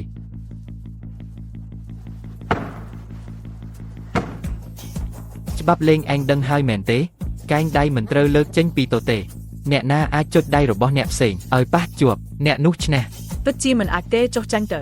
កុំខ្មត់ស៊ូពេក ពេលក្រោយចាញ់កុំរកហេតុផលអីនិយាយថាខ្ញុំយកអាការស្រវឹងមកបំពេញឯង ចាប់ផ្ដើម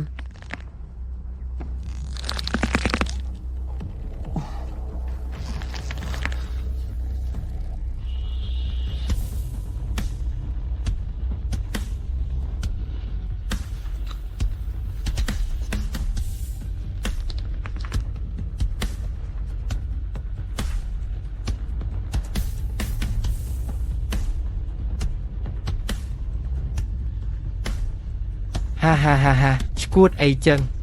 ទៅតែផឹកស្រាតប៉ុណ្ណឹងក៏លួយអស់កម្លាំងហើយហ៊ានមកប្រកួតកម្លាំងជាមួយខ្ញុំទៀតហើវីរៈចាំងហើកម្លាំងដៃលោករតនាពិតជាមិនធម្មតាមែន វីរៈ កម្លាំងពេញសមត្ថភាពរបស់ហែងមែននឹង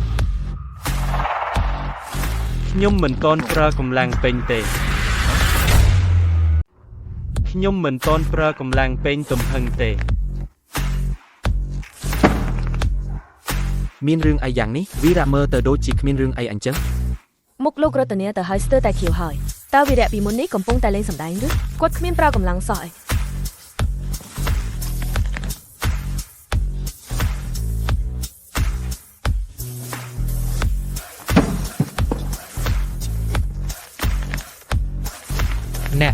អ្នកប្រើល្បិចអាចកំបាំងអីហ្នឹង ល្បិចអាកំបាំងលោកអត់ណានេះគឺជាសមត្ថភាពដាច់ខាត មិនអាចទេខ្ញុំបានជួលគ្រូបង្វឹកឯកទេស3នាក់ហ្វឹកហាត់ពេញមួយឈ្មោះ មិនអាចចាញ់បរោះធំអីចឹងបាន វាមិនអាចទេ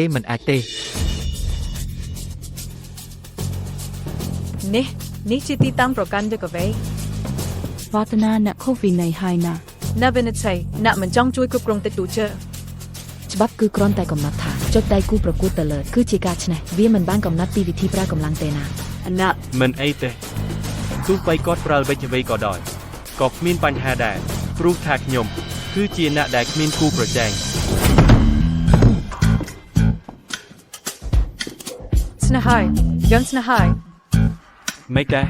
ចិត្តចុះឬណាមិនដែរចាញ់ហើយយូណា លោករតនាប្រើទាំងទីតាំងខុសវិន័យទៅហើយតែក៏នៅតែចាញ់ នឹងហើយវីរៈឈ្នះស្រួលពេកហើយនេះពេលកន្លងទៅវាដូចជាកំពុងតែវាយសត្វរុយ ខ្ញុំមិនចាញ់ទេឯងបោកមុននេះឯងពិតជាបានប្រើកម្លាំងដ៏ឆ្លាតវៃសម្ងាត់មិនរាប់លបែងនេះមិនរាប់ចាប់ផ្ដើមឡើងវិញ ហេអត់ណាឯងអាចនិយាយឲ្យសំហេតុផងបានអត់មុននេះឯងខុសវិន័យមុនប្រើកម្លាំងពេញកម្លាំងខ្លួនឥឡូវនេះក៏នៅតែចង់រកហេតុផលទៀតឯងមិនខ្មាស់អ៊ីនអត់ ពិតមែនចាញ់មិនបានកុំប្រកួតប្រើវិធីសាហាវបែបនេះចាញ់ទៅខ្មាស់អ៊ីនជាងមុនទៀតក៏ទេតើមុននេះចិត្តណាបង្ហាញពីភាពទន់ខ្សោយបោកខ្ញុំឲ្យមើលងាយសត្រូវ អែន ឡហើយដោយសារលោករតនេចង់លេងចឹងខ្ញុំនឹងចូលរួមដល់ទីបំផុត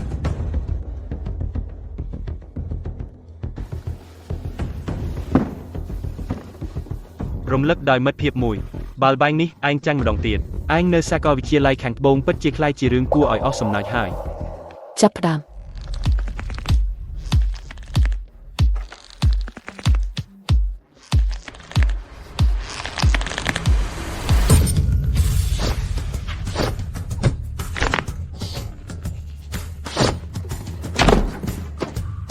ដៃខ្ញុំឲ្យមុខមិនយកមុខ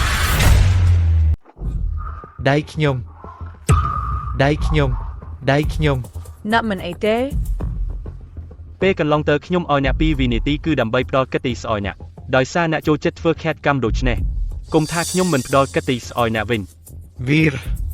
អ្នកហ៊ានបំផ្លាញដៃខ្ញុំ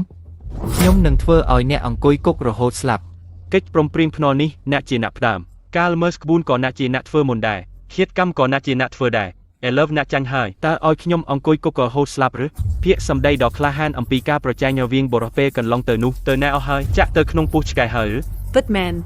អ្នកទាំងអស់គ្នាទើបតែឃើញថាអ្នកជាអ្នកធ្វើរបួសអ្នកដទៃមុនវីរៈគ្រាន់តែការពារខ្លួនដោយស្រុកច្បាប់ប៉ុណ្ណោះ ចាស់មុននេះយើងបានព្រមព្រៀងគ្នាអំពីការប្រជែងរវាងបរិះហេតុអ្វីបានជានៅតែធ្វើអសិទ្ធិសិទ្ធិគំនិតរបស់លោករតនាតូចណាស់អ្នកជាមនុស្សអាក្រក់ពួកអ្នកនៅតែឈរងើយយ៉ាងណាវាចុះយកដៃជើងវាមកផ្ដាច់ឲ្យខ្ញុំបើមានរឿងអ្វីខ្ញុំទទួលខុសត្រូវ ចាស់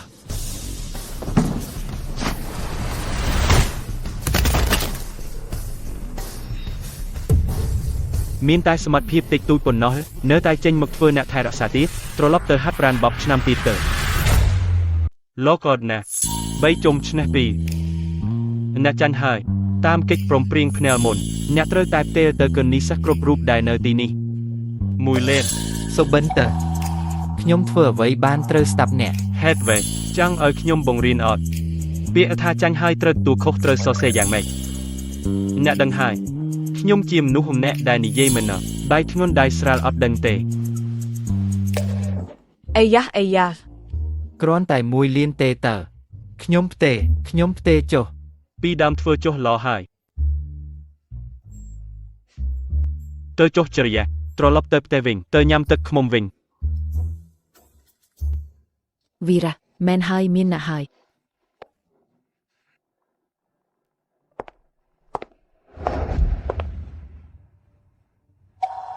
ធ្វើអីមកសើចចំអកខ្ញុំអស់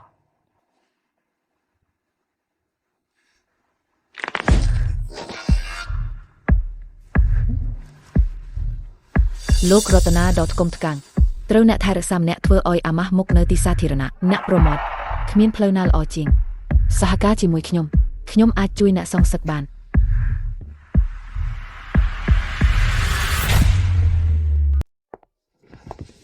វីរៈអ្នកពិតជាពូកែខ្លាំងមែនទែនកាលពីឃ្លីនេះមុខរបស់រតនាក៏ប្រែជាពំបៃតងទៅហើយខ្ញុំចង់ឃើញគេឯងស៊ូហើយទម្លាប់ដែលអ្នកដោះស្រាយអ្នករក្សាសន្តិសុខពួកគេកាលពីឃ្លីនេះអ្នកស្អាតអចារ្យមែនគួរឲ្យចង់មើលណាស់ ធម្មតាទេហត់ហើយឡាននៅខាងមុខខ្ញុំជូនអ្នកត្រឡប់ទៅវិញ ទេខ្ញុំចង់ទៅបន្ទប់ទឹកសិនចាំខ្ញុំបន្តិចខ្ញុំនឹងត្រឡប់មកភ្លាមអ្នកកុំឲ្យចាក់ចេញណា សិស្សវីរ៉ាមិនខ្វល់ក្នុងការសន្ទនាជាមួយខ្ញុំមួយពាក្យពីរពាក្យទេណា សូកាមានអ្វីចង់ប្រាប់ នៅក្នុងសាលកាលពីឃ្លីនេះអ្នកពិតជាធ្វើឲ្យខ្ញុំមើលខុសពីមុនមែនរតនាអ្នករក្សាសន្តិសុខដែលនៅជាប់គាត់ទាំងអស់គឺជាអ្នកឯកទេសដែលជ្រើសរើសដោយប្រុងប្រយ័ត្នតែអ្នកអាចដោះស្រាយពួកគេបានក្នុងរយៈពេលតែ10វិនាទីសមត្ថភាពរបស់អ្នកនៅតែធ្វើជាអ្នករក្សាសន្តិសុខឲ្យគ្រួសារសុភីពិតជាគ្មានតម្លៃសម្រាប់អ្នកទេ សូខាស្វែងរកខ្ញុំគ្រាន់តែចង់និយាយពីទាំងនេះឬ វីរ៉ាមកធ្វើការជាមួយខ្ញុំទៅដោយមានធនធានរបស់គ្រូសាលីបូករួមជាមួយសមត្ថភាពរបស់អ្នកបច្ចេកវិទ្យានុយក្លេអ៊ែរលីដែលគ្រប់គ្រងបានទ្រព្យសម្បត្តិដែលគ្មានទីបញ្ចប់រួមទាំងខ្ញុំផងដែរអ្នកអាចទទួលបានទាំងអស់ សូខាអើយខ្ញុំបាននិយាយហើយមុននេះខ្ញុំមានសេលថវិជ្ជាជីវៈចរិយាខ្ញុំនឹងការពាររហូតដល់ទីបញ្ចប់សូមអរគុណចំពោះចិត្តល្អរបស់អ្នក សៀលធัวវិជ្ជាជីវៈមានតម្លៃតែប៉ុន្មានទេវីរ៉ាកុំធ្វើជាមនុស្សស្អាតស្អំនៅពីមុខខ្ញុំអ្នកគិតថាខ្ញុំមិនដឹងទេអ្នកស្វែងរកចរិយាមិនមែនដើម្បីប្រាក់ឈ្នួលអ្នករក្សាសន្តិសុខតិចតួចនោះទេប៉ុន្តែដើម្បីប្រវត្តិរបស់អ្នកទេមែន មូលហេតុដែលខ្ញុំការពារចរិយាសូម្បីតែសុភីក៏មិនដឹងដែរគាត់យ៉ាងម៉េចអាចដឹងបានសំឡេងរបស់ចរិយា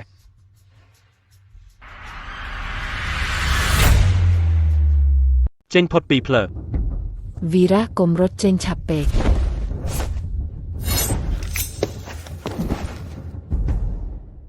សូខាខ្ញុំមិនចង់វាស្ត្រីទេប៉ុន្តែកុំធ្វើឲ្យខ្ញុំអត់ធ្មត់មិនបាន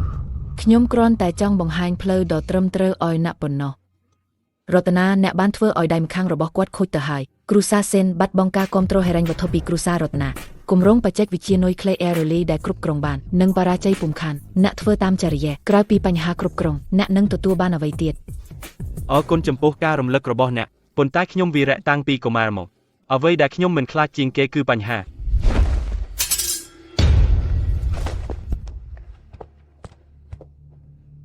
វីរ៉ាថ្ងៃនេះអ្នកមិនផ្ដល់កិត្តិយសឲ្យខ្ញុំនឹងធ្វើឲ្យអ្នកអន់លំវាន់សុំខ្ញុំពុំខាន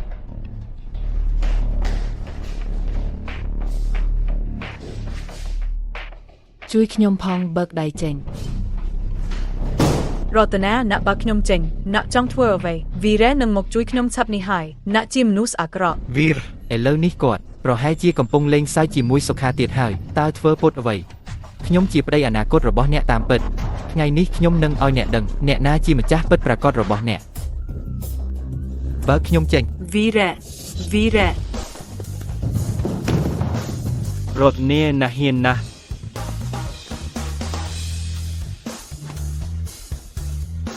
មុននេះខ្ញុំមិនបានធ្វើអ្វីអ្នកគឺដើម្បីផ្ដល់កិត្តិយសឲ្យអ្នកមិនគិតថាអ្នកហ៊ានបង្ខំគាត់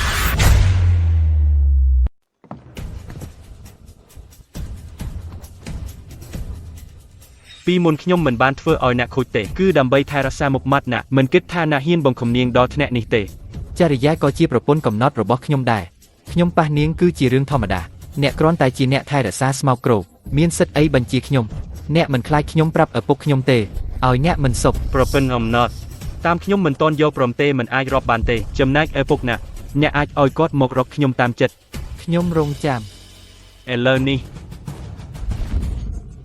សុំទោសនាងសុំទោសមិនតន់បានហូបអីទេអេខ្លាំងវីរៈអ្នកកុំធ្វើហួសពេក អើតណាស់ថ្ងៃនេះដៃមួយនេះជាការរំលឹកទុកឲ្យអ្នកបើពេលក្រោយខ្ញុំឃើញអ្នកទៀតចូលចិត្តចរិយាខ្ញុំនឹងបង្រៀនអ្នកឲ្យចេះធ្វើជាមនុស្ស វីរៈការជួយគ្នាលួចប្រពន្ធគឺជាស្ត្រូវដ៏ធ្ងន់ធ្ងរខ្ញុំពិតជាមិនឲ្យអ្នករួចទេ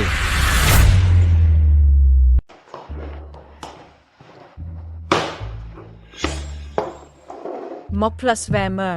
ទាំងអស់នេះហែងធ្វើ ខ្ញុំនៅក្នុងផ្ទះគ្រួសារកាំងជាងរាប់ពាន់ឆ្នាំមកហើយឃើញកញ្ញាតម្លឹងតាំងពីតូចគុំនិយាយពីការជួបតែបាយទៅឯងនាងមិនដែលបាក់កំបិតបាយសំបីតែម្ដងផងថ្ងៃនេះច្បាស់ជាជួបតែបាយដោយគ្រូនាងកំរណាចាន់បុន ខ្ញុំទៅតែព្រួយបារម្ភថាឯងនឹងធ្វើឲ្យផ្ទះបាយផ្ទុះ ឯងកុំមើលងាយមនុស្សស្អីចឹងខ្ញុំឃើញអ្នកធ្វើម្ហូបធ្វើច្រើនដងហើយសមត្ថភាពបែបនេះនៅតែមានដដែល ចឹងខ្ញុំត្រូវផ្លាក់សើបានល្អហើយ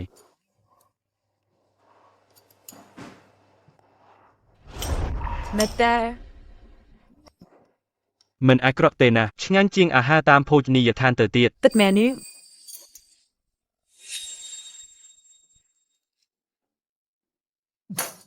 ឯងក៏ហកវាប្រៃណាស់ ឯងក៏ដឹងដែរ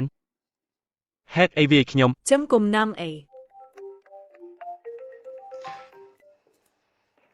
អូយជំនួយការសុខ កញ្ញាអត់ល្អហើយម្ដាយធ្លាក់ទៅក្នុងបញ្ហាហើយ អីគេមិនได้ធ្លាក់ទៅក្នុងបញ្ហាអីគេ ក្រុមហ៊ុនកូគីបានដកហូតដើមទុនភ្លាមហើយរួមគ្នាជាមួយក្រុមហ៊ុនមូលបតនេករីកធ្វើសម្ពាធលើពួកយើងថវិកាស្រាវជ្រាវនុយក្លេអ៊ែរបញ្ជូនថាមពលត្រូវបានកាត់ផ្តាច់ម្ដាយនៅក្នុងកិច្ចប្រជុំក្រុមប្រឹក្សាភិបាលពេលកន្លងទៅបានឆ្លោះគ្នាយ៉ាងខ្លាំងជាមួយពួកគេហើយត្រូវខឹងរហូតដល់ឈឺបេះដូង ឯងគុំអារម្មណ៍រំខានមុនឯងចាំខ្ញុំឯងថែមដៃខ្ញុំឲ្យបានល្អសិនខ្ញុំនឹងទៅផ្លែម មានបញ្ហាអីគេ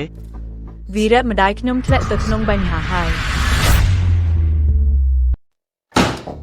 លោកស្រីសុភីវីមិនមែនថាពួកយើងមានហេតុផលទេឥឡូវនេះគ្រូសាលកោដកថវិកាចេញហើយគ្រូសាលលីកំពុងជោគសង្កត់ Fesa per Helen វត្ថុរបស់យើងចិត្តដាច់ហើយ ពិតមែនគ្រូសាលីនេះគឺជាអ្នកគ្រប់គ្រងដៃគូរបស់ដើមទុនថាមពលអន្តរជាតិនៅតំបន់ហាស៊ីពួកគេមានដើមទុនអន្តរជាតិគាំទ្រពីក្រៅឥឡូវនេះពួកគេបានរួមគ្នាជាមួយគ្រូសាលកោទៀតក្រុមហ៊ុនសភីរបស់យើងនឹងអាចរកបានទៀតយូរប៉ុណ្ណាទៅ លោកស្រីសុភីទាំងដល់នេះគឺជាកំហុសរបស់អ្នកថែរក្សាកូនស្រីអ្នកនោះទេរឿងបន្ទាន់ឥឡូវនេះគឺត្រូវបណ្ដេញវីរៈនោះចេញហើយអចរិយាទៅសុំទោសលោករតនាដើម្បីលបការអភ័យទោសពីគ្រូសាលកោនេះទើបជាវិធីតែមួយគត់ដើម្បីសង្គ្រោះក្រុមហ៊ុន ត្រូវហើយប្រធានវិននិយាយត្រូវហើយទោះបីជាយ៉ាងណាលោករតនាក៏ជាអ្នករៀបការនេះពេលខាងមុខរបស់ក្រុមហ៊ុនស្ភីយ៉ាងដែរហ្វិនក្បាលសុំទោសវាមិនថាម៉េចទេជ្រាបណាគ្រូសាលក៏អាចជួយចិត្តបានហើយបន្តវិនិយោគឡើងវិញអ្វីទាំងអស់ក៏នៅមានឱកាសផ្លាស់ប្ដូរទៀតមិនខានទេ មែនទេ គ្រប់គ្រាន់ហើយវីរៈការពារកូនស្រីខ្ញុំគ្មានខុសទេពួកអ្នកឲ្យខ្ញុំបណ្ដេញអ្នកមានគុណថែមទាំងចង់រុញកូនស្រីខ្ញុំឲ្យធ្លាក់ចូលគុកម្ដងទៀតទៅសុំអភ័យទោសពីមនុស្សស្បែកក្នុងដូចលោករតនានេះទៀតខ្ញុំសុភ័យធ្វើមិនបានទេ ធ្វើមិនបានចាំមើលក្រុមហ៊ុនសុភីខ្សែទន្ហាយរំលែកទ្រព្យសម្បត្តិទៅ មែនហើយ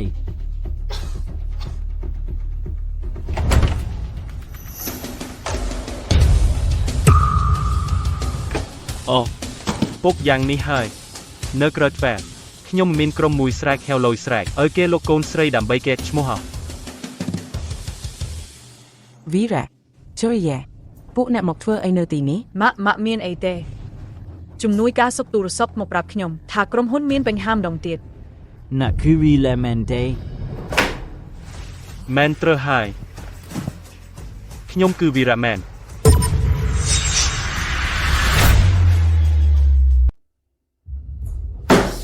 អ្នកហើយដែលវៀនលោករតនារបួសនាំនៅបញ្ហាមួយបែបនេះអ្នកមានមុខមាត់អីទៅទៀតដែលហ៊ានលេចមុខនៅទីនេះ មែនហើយ បញ្ហានេះខ្ញុំជាអ្នកបងច្បាស់ជាខ្ញុំជាអ្នកដោះស្រាយវាពួកអ្នកឲ្យចរិយាសុំទោសវាមិនអាចទៅរួចទេពួកអ្នកឲ្យរតនាអ្នកអសមត្ថភាពនោះមករកខ្ញុំរងចាំគាត់ជានិច្ច រកណាអ្នកជាអ្វីទៅហាអ្នករក្សាសុវត្ថិភាពស្មោកគ្រូកអ្នកយកលុនរកពេនលៀនដុល្លារចេញបានទេមកបំពេញឲ្យខ្វះខាតហេឡិនវ៉ាត់នេះអ្នកអាចទប់ទល់បានទេនឹងការគៀបសង្កត់រួមគ្នារបស់គ្រូសាលីនិងរតនានិយាយតែមាត់គ្មានអ្នកណាមិនចេះទេ មែនហើយតាមខ្ញុំឃើញវីរៈនេះគ្រាន់តែជាអ្នកបង្កប់រឿងប៉ុណ្ណោះគូតែចង់គាត់ទៅតែគ្រូសាលរតនាហើយគាត់ថ្វាយបង្គំសុំទោសគ្រូសាលរតនា ត្រូវហើយ ក្រុមហ៊ុនរតនាដកលុយវិនិយោគចេញគឺជាការសងសឹកផ្ទាល់ខ្លួនរបស់រតនាគ្មានអ្វីតាក់ទងនឹងលោកវីរៈទេ លោកស្រីសុភីឥឡូវនេះជាពេលណាហើយអ្នកនៅតែថែរក្សាគាត់ទៀតតែអ្នកចង់ឃើញដោយភ្នែកតទេហើយមូលដ្ឋានគ្រូសាសុភីដែលមានជាងរាប់ពាន់ឆ្នាំត្រូវខូចខាតនៅក្នុងដៃអ្នករក្សាសុវត្ថិភាពស្មោកគ្រោកម្នាក់នេះ មែនហើយណាស់ម៉ាក់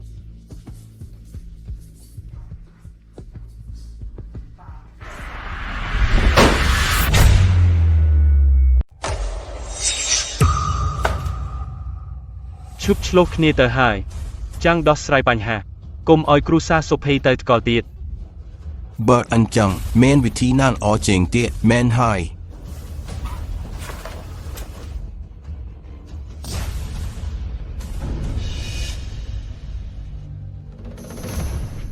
ខ្ញុំនឹងចុះកិច្ចព្រមព្រៀងភ្នាល់ជាមួយអ្នកក្នុងរយៈពេល3ថ្ងៃខ្ញុំនឹងធ្វើឲ្យគ្រូសាររតនា បន្តវិនិយោគទៅលើគ្រួសារសុភ័យម្ដងទៀតហើយឲ្យក្រុមហ៊ុនលេឈប់ធ្វើសកម្មភាពគំរាមកំហែងបើខ្ញុំធ្វើមិនបានអញ្ចឹងអ្នកទាំងអស់គ្នានឹងធ្វើអ្វីខ្ញុំក៏បានតែបើខ្ញុំធ្វើបានពេលក្រោយគុំមកជ្រៀតជ្រែកកិច្ចការរបស់ខ្ញុំហើយគុំនិយាយពីរឿងគ្រួសារសុភីសុំទោសពីកណាដែលជាការទាមទារឈួតវង្វេងនេះទៀត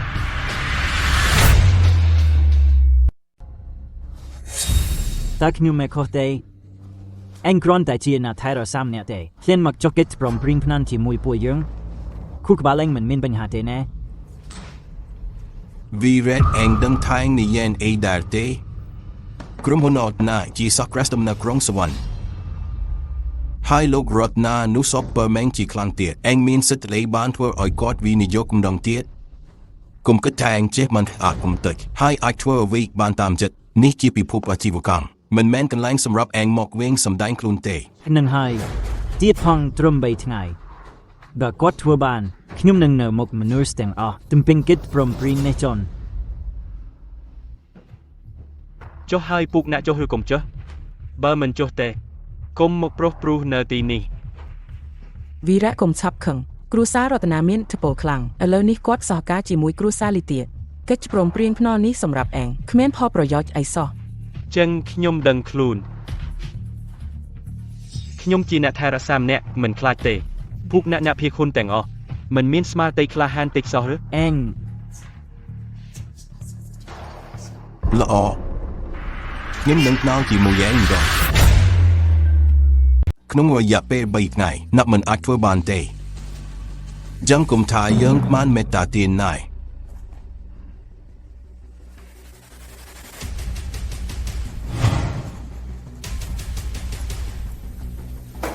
ខ្ញុំក៏ចុះហត្ថលេខាដែរ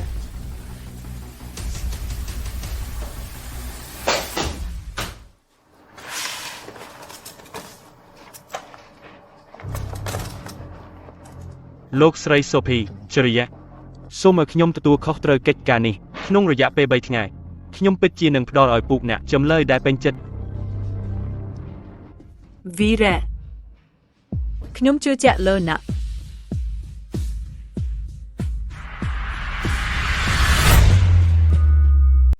កញ្ញាសុខាកុំបារម្ភគ្រួសារខ្ញុំបានដកដើមទុនចេញទាំងស្រុងហើយខ្សែស្រឡាយហិរញ្ញវត្ថុរបស់គ្រួសារសុភ័យនឹងរលាយក្នុងរយៈពេល3ថ្ងៃប៉ុណ្ណោះនៅពេលនោះមិនខ្លាចលោកស្រីសុភីទេមិននាំកូនស្រីមកសុំខ្ញុំទេ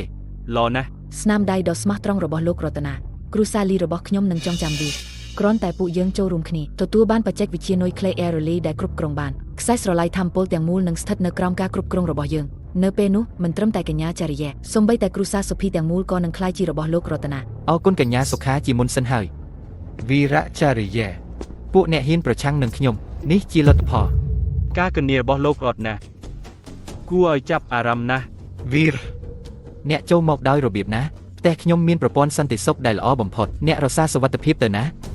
កន្លែងដែលខ្ញុំចង់ទៅមិនមាននរណាម្នាក់អាចរារាំងខ្ញុំបានទេ គុំមកជិតខ្ញុំប្រមានអ្នកហ៊ានប៉ះពាល់ខ្ញុំគ្រូសាលីនឹងមិនអើពើអ្នកទេ គ្រូសាលីលើកមុនខ្ញុំបានអភ័យទោសអ្នកនៅអាគារបង្រៀនអណាវិនញាក់មករកកញ្ញាសុខាធ្វើសកម្មភាពលួចលាក់ហើយចង់ធ្វើអីដល់គ្រូសាសុភីទៀតអត់ណាអ្នកពិតជាគិតថាខ្ញុំមិនហ៊ានប៉ះពាល់ណាទេ ខ្ញុំគ្រាន់តែសហការជាមួយគ្រួសារលីប៉ុណ្ណោះមិនពាក់ព័ន្ធអីជាមួយអ្នកទេអ្នកជឿថាខ្ញុំនឹងស្រែកហៅមនុស្សហឺអ្នករក្សាសុវត្ថិភាពមានអ្នកណាម្នាក់ដែរឬមកឆាប់ ស្រែកទៅអ្នករក្សាសុវត្ថិភាពនៅមាត់ទ្វារត្រូវបានខ្ញុំសម្លាប់អស់ហើយអ្នករកអ្នកជួយអីមើលស្អែកនេះអ្នកណានឹងមកជួយអ្នក និយាយថាម៉េច ឥឡូវនេះខ្ញុំសួរអ្នកត្រូវតែឆ្លើយបើខ្ញុំមិនបានចម្លើយដែលខ្ញុំចង់បានទេ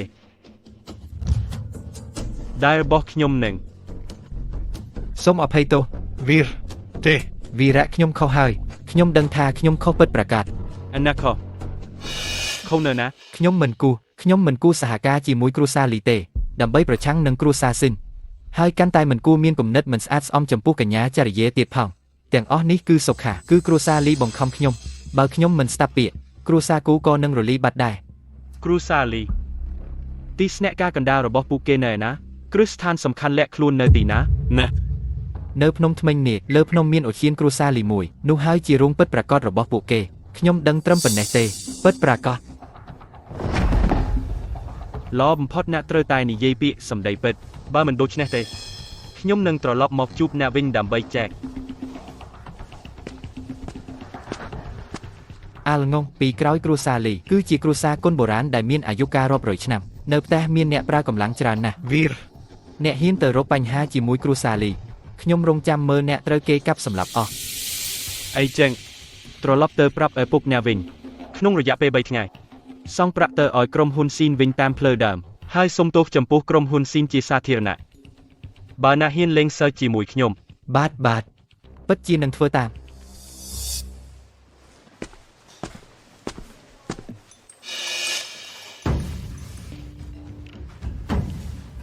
ចាន់បៀន លោកវីរៈ មិនល្អទេ មុននេះមានអ្នកពាក់ខោអាវខ្មៅចូលមកចំនួន 2-3 នាក់ ពួកគេបានបង្ខំយកកូនស្រីនិងភរិយាទៅ អ្វី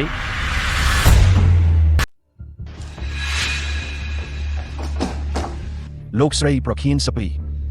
ដរៀបណាអ្នកប្រកល់ឲ្យទិននៅកន្លឹះទាំងកោនៃប្រតិកម្មនុយក្លេអ៊ែរបញ្ជាខ្ញុំនឹងធ្វើឲ្យម្ដាយកូនអ្នកទាំងពីររងទុក្ខនេះជាងនេះ សេះហាអ្នកកុំសុបបន្តទៀតឯងបច្ចេកវិទ្យានេះពាក់ព័ន្ធនឹងជោគវាសនារបស់ប្រទេសខ្ញុំពិតជាមិនឲ្យវាធ្លាក់ទៅក្នុងកណ្ដាប់ដៃអ្នកបែបនេះទេ មែនហើយអ្នកគ្រាន់តែជាមនុស្សចាស់អាក្រក់ម្នាក់ទេអ្នកចាំមើលទៅវីរៈនឹងមកជួយយើងភ្លាមហើយអ្នកចាំតួការដាក់ទណ្ឌកម្មពីគាត់ទៅ វីរៈអ្នកសាសិនសឹកនោះហាក់ដូចជាពួកអ្នកមិនដឹងទេថានេះជាកន្លែងណាដែរទីនេះជាគ្រួសារអ្នកប្រយុទ្ធបុរាណដែលមានអាយុរាប់រយឆ្នាំអូសិនគ្រួសារលីទោះបីជាទេវតាចូលមកពីលើមេឃក៏ដោយកើតមានការអនុញ្ញាតពីខ្ញុំក៏មិនអាចឈានជំហានចូលមកក្នុងទ្វារបានដែរ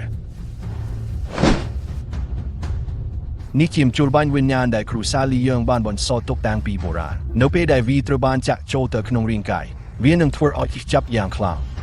ហើយចិញ្ចោកម្លាំងក្នុងរាងកាយម្នាក់បន្តិចចំណងហើយស្លាប់ទៅក្នុងការឈឺចាប់នៅទីបំផុតជូរីយ៉ាអ្នកគិតថាបើខ្ញុំចាក់មជុលនេះចូលទៅក្នុងរាងកាយណាលោកស្រីប្រគៀនសុភីនឹងឈឺចាប់ដែរឬទេ សេះហាអ្នកចង់ធ្វើអីមានអ្វីកើតឡើងចូលអ្នកមកជាមួយខ្ញុំ មិនអនុញ្ញាតធ្វើបាបកូនស្រីខ្ញុំទេម៉ាក់កុំជឿគាត់វីរៈនឹងមកជួយយើងភ្លាមហើយគាត់ពិតជានឹងមកជាមិនខាន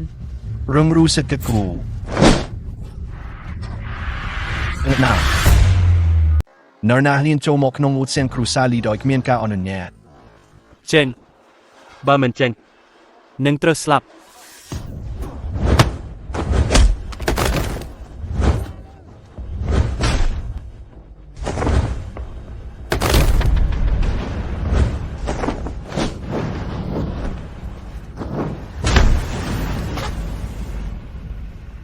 ជួបគ្នាម្ដងទៀតហើយវីរៈពិតជាមិនគិតថានឹងមានថ្ងៃនេះមកដល់ទេអ្នកអាចរករយការពារ3ស្រទាប់ខាងក្រៅបានរហូតមកដល់ទីនេះរកឃើញតំបន់កណ្ដាលរបស់គ្រូសាលី សូកាខ្ញុំបានធ្យាស្រ័យឲ្យអ្នកជាច្រើនដងមកហើយប៉ុន្តែអ្នកពុំដឹងខ្លួនសោះឥឡូវនេះដោះលែងនាងមកខ្ញុំអាចធ្យាស្រ័យជីវិតអ្នកបានបើមិនដូច្នោះទេ បើមិនដូច្នោះទេយ៉ាងម៉េចវីរៈអ្នកគិតថាអ្នកអាចដើរផ្ទេរផ្ទាល់ក្នុងឧទ្យានគ្រូសាលីបានមែនទេកុំភ្លេចថាទីនេះជាដែនដីរបស់គ្រូសាលីយើងទោះបីអ្នកមានសមត្ថភាពប្រយុទ្ធប៉ុណ្ណាក៏មិនអាចត្រាំបានយូរដែរ ទេ វីរៈអណា ហេតុអ្វីបានសុវីរៈមិនមែនចេះវីប្រយុទ្ធល្អណាស់មែនទេក៏ហ៊ានដើរចូលមកកាន់តែចិត្តទៀត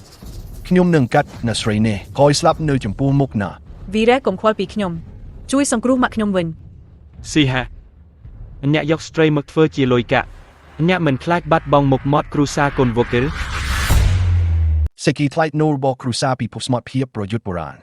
បើប្រៀបធៀបនឹងការគ្រប់គ្រងថាមពលពិភពលោកទាំងមូលមានសារៈសំខាន់អ្វី ពេតចឹងគុំថាខ្ញុំគ្មានមេត្តាទេណា វីរៈ ឯងកុំធ្វើចិត្តឆេវឆាវឪពុកខ្ញុំបាននិយាយថាលុះត្រាតែឯងព្រមចូលគ្រូសាលីជួយយើងយកអេកសាយើងនឹងមិនចាត់ទោសអ្វីដែលកន្លងមកទៀតទេ ខ្ញុំនៅតែអាចចូលគ្រូសាលី មែនហើយលុះត្រាតែឯងព្រមខ្ញុំសូមសន្យាថាគ្រូសាលីនឹងផ្ដល់ការទទួលទានថ្នាក់ខ្ពស់បំផុតដល់ឯង ឪពុក ប្រយ័ត្ន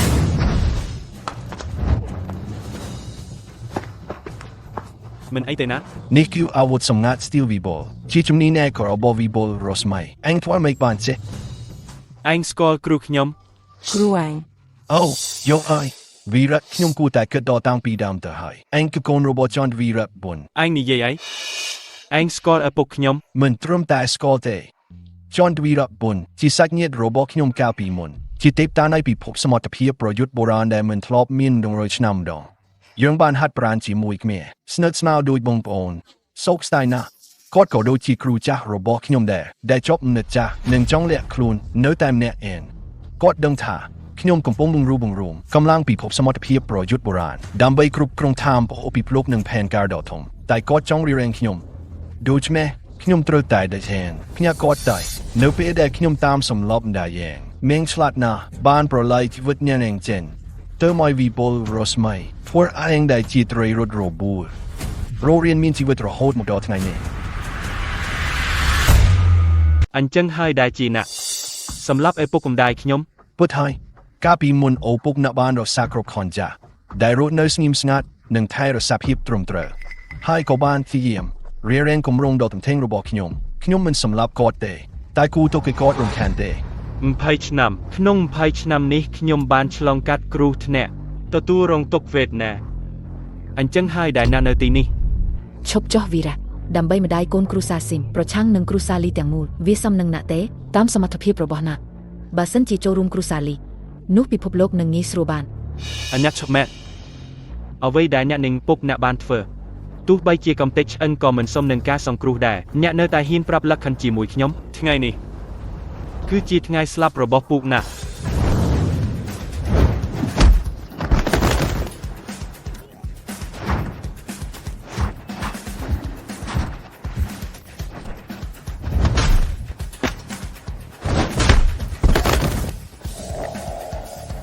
ឡ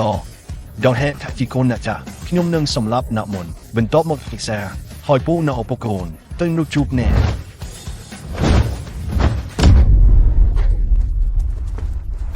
អាចមានដូចចំដែរអ្នកចេះ4ប្រយុទ្ធ9ជាន់10សុខដូចចំដែរនេះគឺជា4វិធីរបស់គ្រូសាលីដែលបាត់បង់មកយូរហើយបងផត ពីព្រោះខ្ញុំគឺជាកូនគ្រូសាលីនអ្វីទាំងអស់ដែលអ្នកបានលួចថ្ងៃនេះត្រូវតែបង្វិលវិញ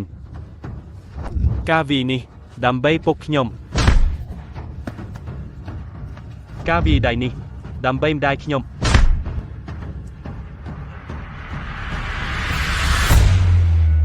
អ្នកហួសហេតុហើយស៊ីហា កុំ ខ្ញុំសុំណាក់ វីរៈសុំណាក់ដោះលែងឪពុកខ្ញុំគាត់ចិត្តស្លាប់ហើយ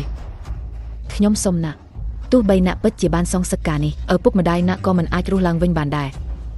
ពេលពុកណាស់សម្លាប់ឪពុកម្ដាយខ្ញុំកាលពីមុនមិនបានផ្ដល់ផ្លូវរស់ឲ្យពូគាត់ទេការសងសឹកពុកមិនមែនគ្រាន់តែពាក្យសុំអភ័យទោសមួយម៉ាត់អាចលុបចោលបានទេ វីរៈគុំស្បាយចិត្តពេកខ្ញុំសេហាសុកចិត្តស្លាប់តែត្រូវតែទាញណាក់ទៅជាមួយ វីរៈប្រយ័ត្ន ជរិយា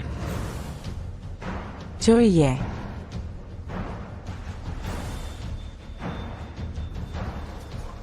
ពីស្លឹមជុលបាញ់វិញ្ញាណរបស់ខ្ញុំសូមបីតែគ្រូសាគុណបុរាណក៏គ្មានថ្នាំព្យាបាលដែរណាក់ក្នុងជីវិតនេះនឹងត្រូវរស់នៅក្នុងការឈឺចាប់ដោយសារការបាត់បង់នាង អាកាវ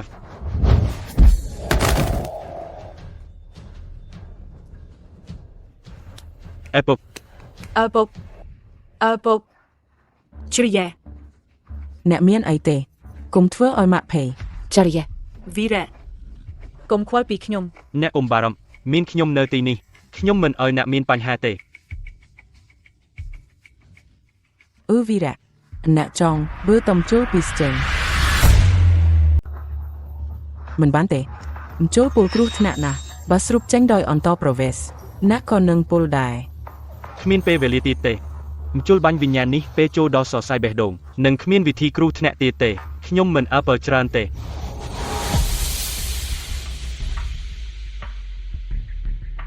មិនបានទេវីរៈណាក់នឹងត្រូវគ្រោះថ្នាក់ពីការតបស្នង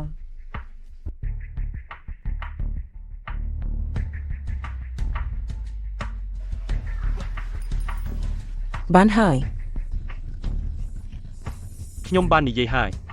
នឹងមិនឲ្យអ្នកមានអ្វីកើតឡើងទេ វីរៈអ្នកមិនត្រឹមតែជួយសង្គ្រោះខ្ញុំនិងចរិយាប៉ុណ្ណោះទេបានកំទេចសេហានោះដែលជាមនុស្សអាក្រក់បានរក្សាអង្គភាពសិន ថែមទាំងការពារបច្ចេកវិទ្យាបញ្ជូនអាតូមដែលអាចគ្រប់គ្រងបានទៀតផងបច្ចេកវិទ្យាដែលតាក់ទងនឹងអនាគតប្រទេសនេះអ្នកគឺជាអ្នកគុណរបស់គ្រួសារសិនយើងហើយក៏ជាអ្នកគុណរបស់ប្រទេសណាគ្រីតទាំងមូលទៀតផង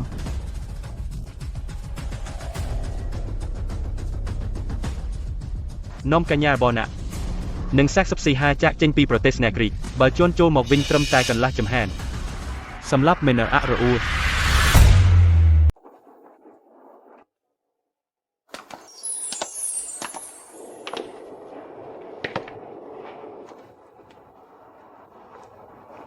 វីរ៉ា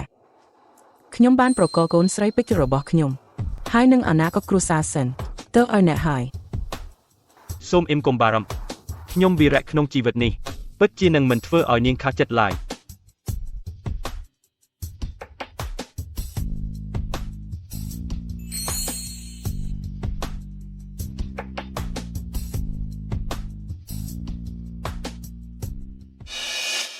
មានរឿងអី គ្មានអីទេយើងចុំទៅក្នុងសិនចុះ វីរ៉ាអ្នកបានបំផ្លិចបំផ្លាញគ្រួសារខ្ញុំឆក់យកអ្វីទាំងអស់របស់ខ្ញុំអ្នកគិតថាអ្នកឆ្នះហើយឬ